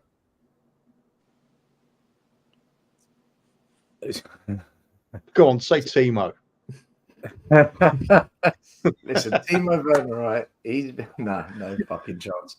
I think off the bench, as a player that comes on and just brings a little bit of stability, a bit of experience to us, I think Højbjerg isn't the end of the world. When you look at what they've got, you know, Jorginho. They have actually, they've got Partey. Yeah, fuck what I just said. Absolutely forget what I just said. Yeah, I was just wondering where that was coming from. We got no one on the bench either. But basically, Bentancur, if he comes off the bench, we're agreeing on that. Bentancur, if he returns to full fitness and form, yeah, I think he gets into most teams. I honestly think he's good enough for Man City. Really? When I don't think he's that good. Yeah, he's good, but he's not that good. I agree. Prime Bentancur. I think we said this last season, Kuva. Prime Bentancur, I think, plays in the Man City team. Yeah. Prime Bentancur. Yeah, Prime Bentancur. Not what we've got now. And how much Conte was a world-class manager, Bentancur scored one of the highest goals that has a midfielder. We did see the very best of Bentancur under Conte. Even Højbjerg. Yeah. Even Højbjerg. You saw the best. I agree with that. But I don't think Bentancur's quite good enough to get into that Man City first team. Who's the current Man City midfield? They've got Rodri, and what's the name of the other fella next to him? Akanji, right now. He's better than Akanji in midfield. No, but they play 2 DMs. And one is a centre back. Yeah, but Bentancur. But Bentancur does play as a DM. He done it for 4 years at Juventus. I keep telling people this. He was quite good. He's a deep line playmaker DM at the same time. He's a mix. He's not an anchor man. Can we just have it right? Before he got his injury under Conte, Bentancur was one of the best performing midfielders in the league. Like, he was bloody good, man. Like, really good at the time. Really Kovic, yeah. I just don't know if he'd get straight into that team. I think he's better than Kovic. Yeah. Kovic has been a problem for Man City this season. I think he's weakened them slightly. On and off. Yeah, he definitely doesn't look well. He's no better than what they had there, is he? Gundogan was levels above him. Yeah, definitely. I agree with that. I thought that Gundogan was underrated player myself. I personally thought he was a brilliant player, and it definitely shows at times that they got him. You see how much a good player can do? He won them single-handedly the trophy. Last game of the season against Villa. He scored 2 goals. Plus Haaland's 52 goals, Dietrich. I'll certainly go as far as to say when fully fit and on top form, Bentancur's the best player we got at the club. Probably. He's better than Maddison, and everyone said no. Madison's been underwhelming, you know. He started brilliant the first 10 He started off excellent, and then he's just been ever since that injury. He's been patchy. Basuma, I rated very highly and couldn't understand why Conte wouldn't play him. I think we're still playing him in the wrong position, which don't help. But it was after that sending off he got and that injury, and then he just went to shit, basically, didn't he? Maddison, ever since he changed haircuts, he went to shit. Honestly. Yes. That's what it is. You know what? I can see that. So, right, I'm going to have to cut it short. Well, I say short and sweet, but cut it sweet now. Right, Dietrich, anywhere to catch up with you and find you? You can find me like all around, like either Tottenham away or your channel. And it's always the same points. I'm always people call me negative, but I have high standards. It's just being realistic, mate. That's all it is at the end of the day. It's just being realistic. Kuva? Hopefully we're doing brewing bollocks on Ben's coffee shop on Wednesday. But other than that, Bobby K and I will be doing 3 Spurs boys. Don't know if we're going to do a serious show on Thursdays. We have been sometimes. But otherwise, it's just madness on Saturday night.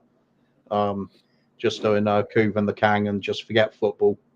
Because let's face it, football's not all that great nowadays, is it? Fair enough. And still? Yeah, Tottenham away. When are we next live? Thursday, we've got a show. Friday, Sunday evening post-match. Usual. Okay, then. And I'd just like to say a thanks also to Brian and Savva for coming on. Great to see everybody. And I don't say this very often, but I'll say it at the end. If people can give us a like and subscribe, it would help a lot. And, yeah, happy St. George's Day to everyone. And come on, you Spurs. See you later, everyone. Later.